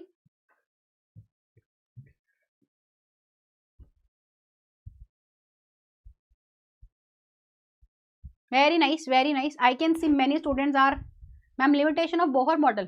But firstly, we will do discuss about the concept of Bohr, na? That how the application of Bohr actually happens.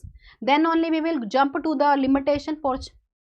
Before that, how can we do directly discuss about the limitation, right? We will not do discuss about the limitation. Limitation will be covered, Yuvraj, after the Bohr discussion. Okay.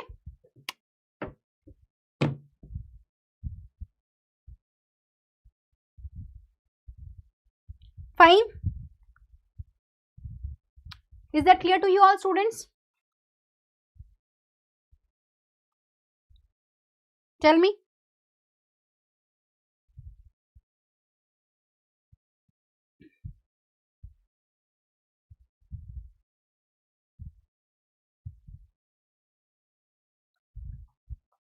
Okay.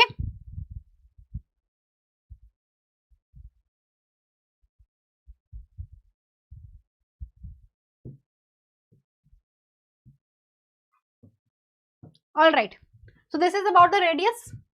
And now if I want to find the radius of any species, how to find it out? So first, say if they ask you about radius of hydrogen, if you need to count out the radius of hydrogen, and shell number given to you is first shell, yeah, second shell, then how to find it out? Just simply put the values of R of second shell to be R naught 0.529 in angstrom unit. N square, in place of n square you can write it as 2 square upon Z. For hydrogen the atomic number is 1 only. So accordingly you can find it out for hydrogen shell number 2. You can do link two elements ratio as well. You can link two elements, right? You can compare the radius by just you can say taking the radius ratio of the two elements as well. So depending upon the different type of question, you can accordingly solve your question, right? Velocity of electron. Now next comes the velocity of electron.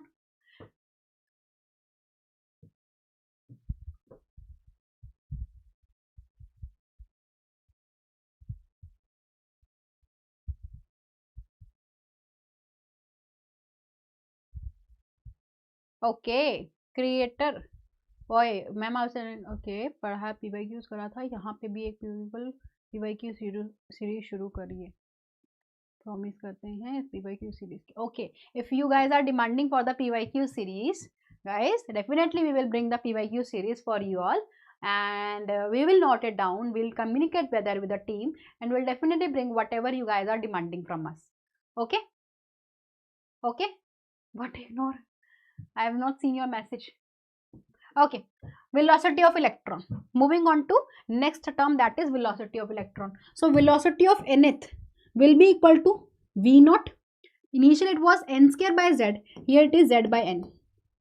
All right, it will come out to be 2.18 into 10 raised to the power 8. You know this value, z by n centimeter per second.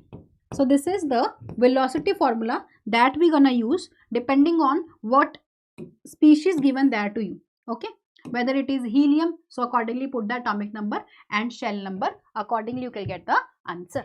Okay, fine beta. Moving on to next thing, that is time period and frequency. So time, we all know that distance upon velocity, right? So I can say over here that since a relation we can put, you can put R value over here, you can put V value over here. Majority there in a question, we can say that it is proportional to R by V, right? By putting them as constant. And I know that radius is proportional to n square by z, and velocity is proportional to z by n. So accordingly time period can be proportional there with n square by z square. So this is how I can take the relation of the time period with n and z terms. And inverse of time period is frequency, right everyone? Inverse of time period is frequency. So if I want to link the frequency with these two, I just have to reverse the relation only, right everyone? So this is the frequency This is the frequency relation that I will get over here. Okay.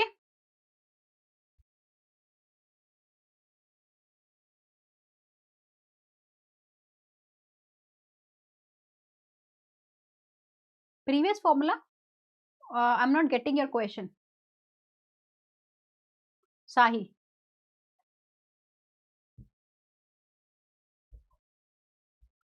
Okay, K was the constant beta.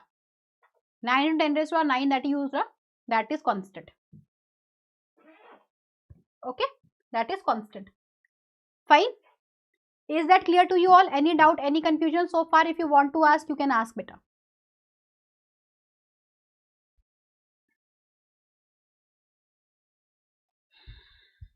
Fine. Okay, moving on to energy. Before energy, we can discuss three major type of energy, that is total energy. That is equal to minus kz square upon 2r. And potential energy, but there is a relation, like how we are getting the formula in our classrooms. We do discuss about the relation that how are we getting this formula. Okay, there is complete derivation. I am writing over here final results only, but there is complete derivation in the classroom that we do to find out that how we are getting the formula. Okay, total energy to be like this. Okay, potential energy is also there. So here I am just linking the total energy with the potential energy term and kinetic energy term. So kinetic energy will be equal to the same value only with a positive sign, right? And if I do discuss about the potential energy, if I do discuss about the potential energy term, so in terms of potential energy, I will get the same value only, but R only over here. So these are the final equation, and if I want to take the ratios of all three, I can write that total energy, ratio kinetic energy, ratio potential energy will come out to be how much? It will come out to minus 1 by 2, plus 1 by 2, minus 1, right? Clear? So I can accordingly write it as minus 2, multiply it by 2, multiply the whole, you can say by 2. It will come out to be 1, 1 and minus 2. This is the relation that I am getting over here of their ratios of kinetic, total and potential energy. If I want to link them all, I can say that total energy and kinetic energy are equal only, but with opposite sign, right?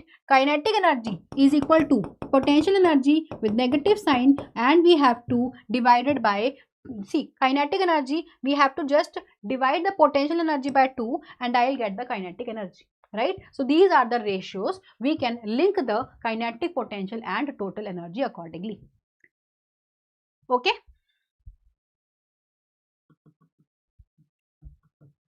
Okay, fine. Moving on to the energy terms, the energy relation, the energy formula. Okay, so while solving the energy terms, we are getting the energy in terms of that constant value only, to be like this with the negative term, like this. On solving the E naught value, you will get it out to be 13.6 Z square by N square, right? In electron volt per atom. In electron volt per atom. In electron volt per atom. Okay. In joule per atom, if you want to convert the electron volt term into joule, 18 into 10 raised to the power minus 18 Z square by N square in a joule per atom. In joule per atom. Okay. If you want to find out the change in energy. Change in energy. Why so? If electron move from one shell to other shell, that automatically mean there is some certain change in energy from one energy level to another energy level. So if I want to do the change, E2 minus E1, E2 minus E1. So accordingly, I will get the value 13.6, right? Z square 1 upon N1 square minus 1 upon N2 square. Okay, so thereby I will get the change of the energy. Change of the energy. This is how I will get the change of the energy. Okay, fine. Fine. Then if I do put the value of delta E to be Hc by lambda, Okay, and put that hc by lambda, and hc term over here, I will get 1 by lambda to be equal to wave number. On solving the value, I will get the wave number. I do want the wave number, and in which unit? Centimeter inverse. So I do have to write over here a constant RH, 1 upon n1 square minus 1 upon n2 square. If I specifically talk about hydrogen, that will come out to be 1. Okay, right? And RH over here is 109677 centimeter inverse. So you can accordingly find out the wave number. So these are the different relations that we do use to solve the question depending on what they are asking about. Okay, fine, right? So that the question, calculate the energy of first, second, third, fourth Bohr orbit of hydrogen atom. So you just have to put the formula accordingly for hydrogen atom. Z value will come out to be 1 and N value will automatically be 1, 2, 3, 4 and so on. This is how you have to solve it. Okay, beta. This is how you all have to solve it. Then moving on to some certain basic terms that we use, that ground state. What is the meaning of ground state? Ground state simply represent the first shell. When we say ground state, that simply means we are targeting the atom's first state, that is ground state. If we do use the term excited state, what is the meaning of excited state? Excited means one higher level. That means higher level. How?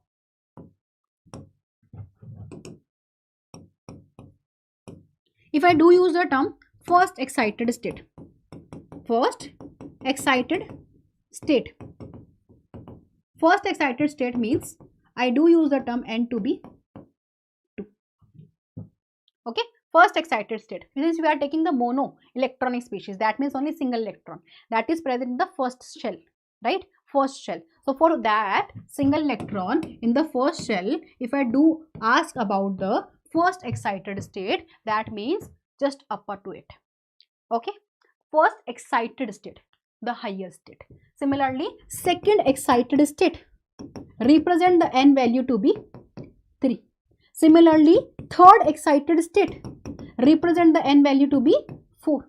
Similarly, nth excited state represent the N value to be N plus 1. N dash, I can write N dash over here. So whatever the excited state is, you just have to add 1 over to it. Okay, fine. Is that clear to you all? Alright, then comes ionization energy. Ionization energy, that means we are moving the electron from a level to the infinite level. That means we are making the electron to expel out from the atom. That is ionizing it, expelling it out. That is ionization. Alright, so if I do ask you about the ionization energy, it is basically the change in energy, delta E, that means E2 minus E1. Now this E2 is infinite state. For the infinite state means in place of E2, I can use the formula. What? I can use the formula E0, right? Minus of E0, or the change formula, I can rate it as minus 13.6.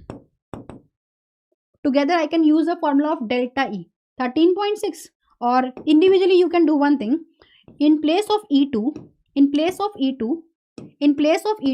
I can write it for infinite term. That will come out to be 0 only, right? Only. Yes, beta. Because the energy formula we all know, that is minus 13.6, right? Z square by N square. If infinite N value is taken, so energy will automatically come out to be 0 only. So here I can write it to be 0 because it is for infinity, and taken to be infinity in this case. So accordingly I can write the ionization energy to be equal to the energy that is this one. So whatever element given there to you, if the electron is present in particular shell, if ionization energy they are asking you about, you just have to reverse the sign and you will get the ionization energy. That's simple. Okay, is the thing clear to you all, guys? Whether the concept is clear to you all, guys? Then moves separation energy. Separation is just like the same thing, where we are separating the electron out. We are separating the electron from the atom. Just the difference over here is n can never be 1, and we are just n2 can be anything. Just removing it out to infinity, but n1 can never be 1. It can be 2, it can be 3, it can be any higher level. So that is separation energy.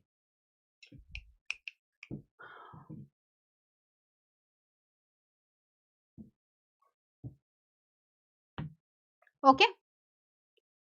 Yes, fine.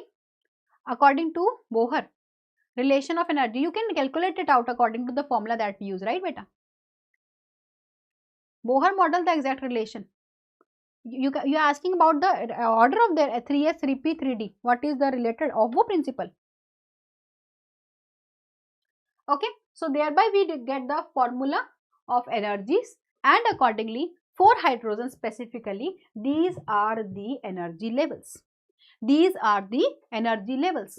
We can say for hydrogen, we do have these energy level: first, second, third, fourth, fifth, sixth.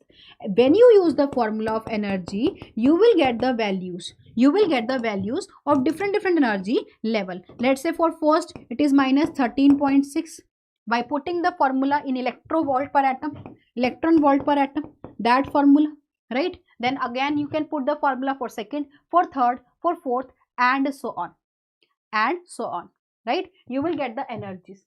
Can you see that there is the difference of energy to be decreased on moving upside, right? We can see that the difference in energy from the members of this and this means E1, E2 difference, E2, E3 difference, E3, E4, E4, E5, that so on difference continuously decreases. Energy will increase, but the difference of energy will decrease. That means I can say you the concept to be like E1 minus E2, E1 minus E2, E1 minus E2, or pronouncedly I can write in terms of their increasing high energy, E2 minus E1 is greater than E3 minus E2, is greater than E4 minus E3, is greater than E5 minus E4, is greater than E6 minus E5. So accordingly you will get the lines to be much more close to each other. Here we are getting the different lines. Okay, the one that we are getting when the electron jump from higher level to lower level. Which level? To first level. We are getting Lyman series, right? We are getting the Lyman series. And the series lie under ultraviolet radiation. Similarly, when the excitation is from higher to second level, we are getting the Balmer series that comes under visible radiation. Moving on to the Paschen series, coming to the third level from the higher level, and similarly Bragg series coming to the fourth level, then Pfund series coming to the fifth level. We are getting different spectral lines depending on what level the rays are coming to, right? On which level they are coming. They are whether coming to first level, second level, third level, and so on. So we're getting the different lines. So thereby we are getting over here this hydrogen spectrum to be like this because it is of Lyman. So Lyman is of high energy, right? Lyman is of high energy because the radiation is from higher level to first level. Energy is very high, wavelength is very low, right? Similarly, we are having the Balmer series, then Paschen, then Bragg, then Pfund. Over here, when we are moving from UV to infrared, the energy is decreasing. Okay, the wavelength is increasing. So thereby we are getting the re-explanation. What concept you want me to re-explain? I am from Arjuna. Okay, Ayush. Okay, so this is how we are getting the series. This is hydrogen spectrum. Fine, beta. Is the point clear to you? Is the concept clear to you? Okay, so this is how we are getting the series, their regions, and how the transition actually happened. In Lyman, the transition always happened to one level, then second level, then third, then fourth, then fifth, and sixth. Accordingly, Humphrey series. Okay, and always you have to remember that the regions, UV region, visible, IR, and far IR. Number of lines, I will tell you how we are able to discuss about the number of lines that we are getting. That will be our next topic only. Before that, there is another topic, that is the number of lines. Which line represent what thing?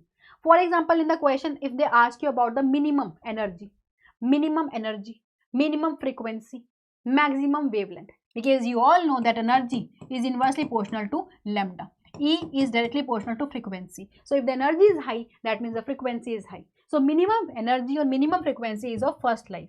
That means the transition N2 is N1 plus 1. That is the first line. That is also termed as alpha line. So here, whenever they say you that find out the first line of this series, that means you just have to jump it to the higher level. That's it. Okay, the first level you just have to jump it from N1 to the upper level only. All right. Okay. Fine. Then moving on to last limiting line, maximum energy, maximum frequency, minimum wavelength. Here the N2 comes out to be how much? Infinite. All right, the last line, infinite. It is moving to infinite portion. That means the higher level one. Okay, second line or beta line, where the N2 comes out to be N1 plus 2.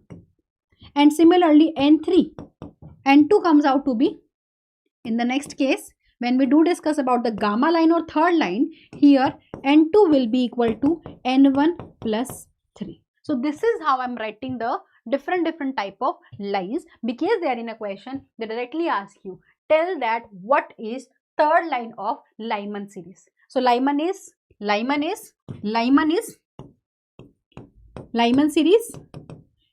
is 1 and N2, they are asking about gamma line, so let's say. So N2 will come out to be 1 plus 3, that is 4. Okay, so this is how you have to solve it all. The energies, whatever they are asking you, you just have to put N1 and N2 according to this thing that I am telling you. Okay, is that thing clear to you all guys? Any problem, any doubt as of now you can ask. Then moving on to the next topic, that is the number of spectral lines. But what is spectral lines? That is a very simple topic, that in an atom, I do have different type of energy levels. In that energy level, if the electron is present in any particular level, they can ask you about the transitions, the lines we do obtain over here, that is the spectral lines.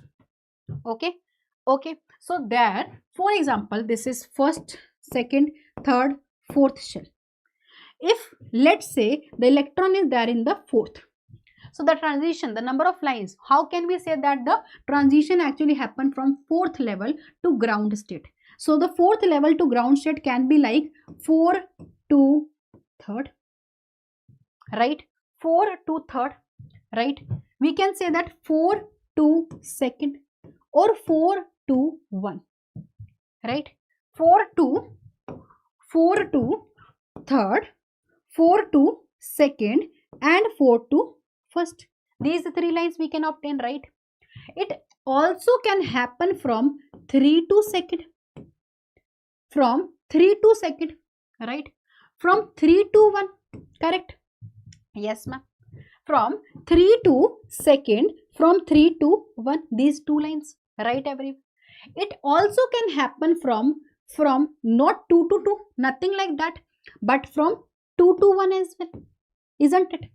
From 2 to 1, So overall I'm getting 1, 2, 3, 4, 5, 6 lines over here.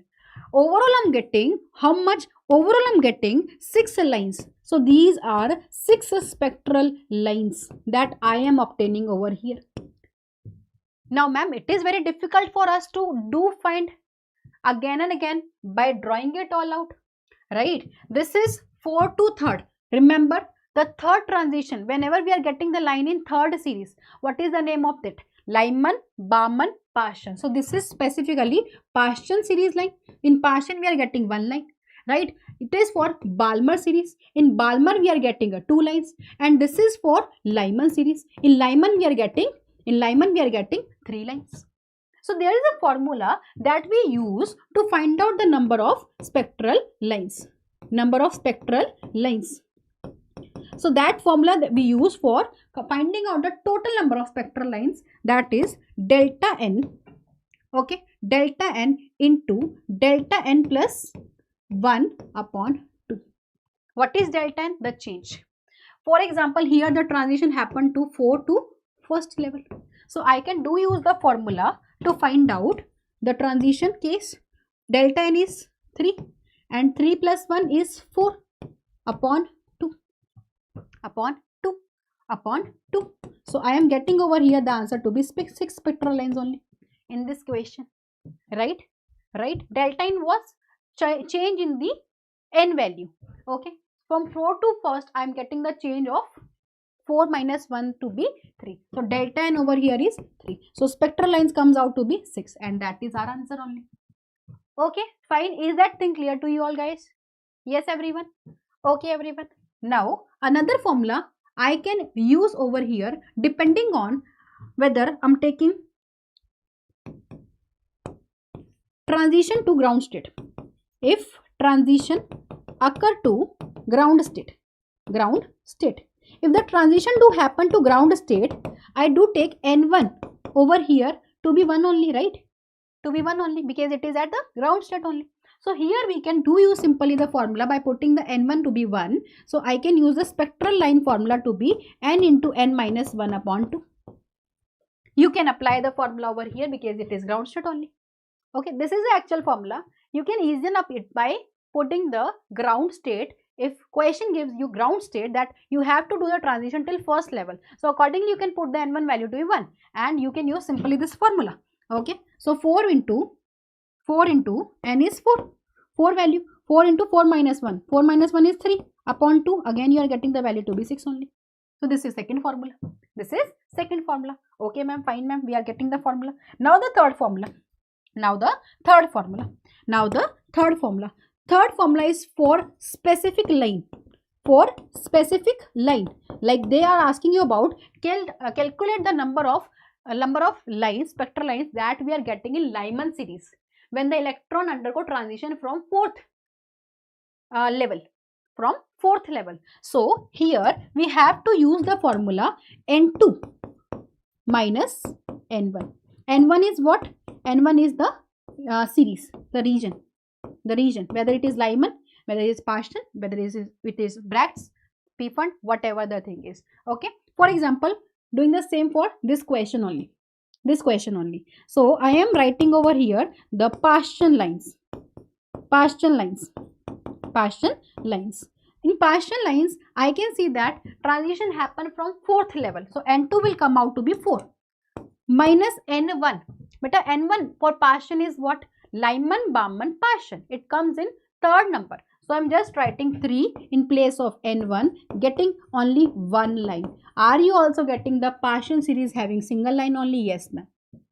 Right? Similarly, doing the same thing for second category, that is Balmer.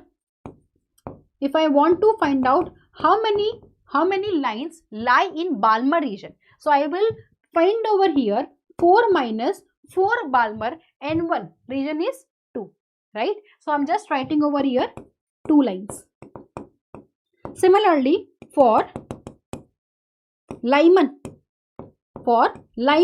I want to count Lyman lines, 4 minus 1 coming out to be 3 lines. And total, if you add all 3, 1 plus 2 plus 3, it will come out to be total line to be 6 lines only, as we did for other examples. Right? So this is how you can solve for number of spectral lines whenever they are asking you there in a question.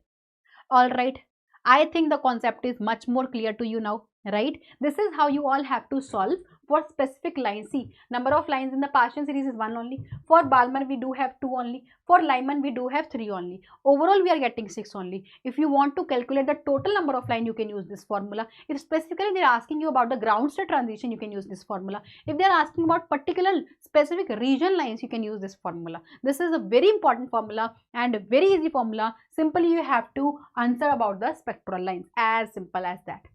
Okay, so this is how you have to solve the question. Now I will do till this portion only, right? Till this portion only, and we'll cover up the drawbacks of Bohr.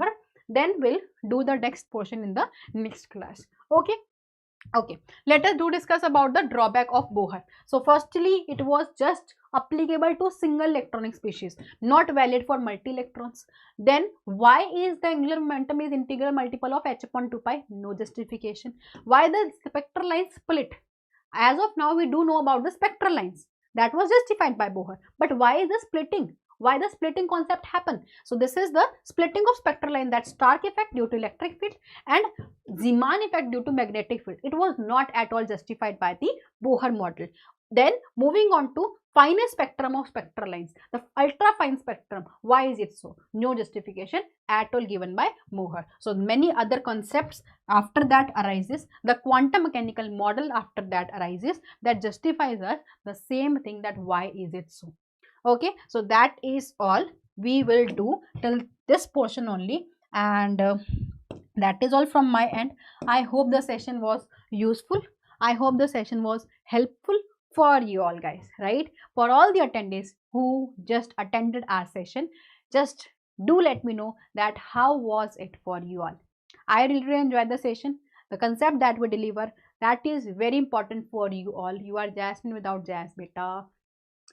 Okay, fine. Okay, so this is how we just cover up the session, cover up the topic, structure of atom, and majority portion we have already covered in the class, right? So just revise it, just do maximum question practice, and if you didn't like the session so far, just click the like button to mark the attendance, to mark that how much active you were there in the session. How was the session for you all? After the session end, do let me know there in the comment section. Bye bye, take care everyone. That is all from my end, and also do let me know in the comment section which next chapter you want me to cover in the backlog series. Okay, bye bye, take care everyone. Bye bye Sahil, Cricket, and Samriddhi. Bye bye bacho everyone. Okay, that is all from my end. Bye bye, take care.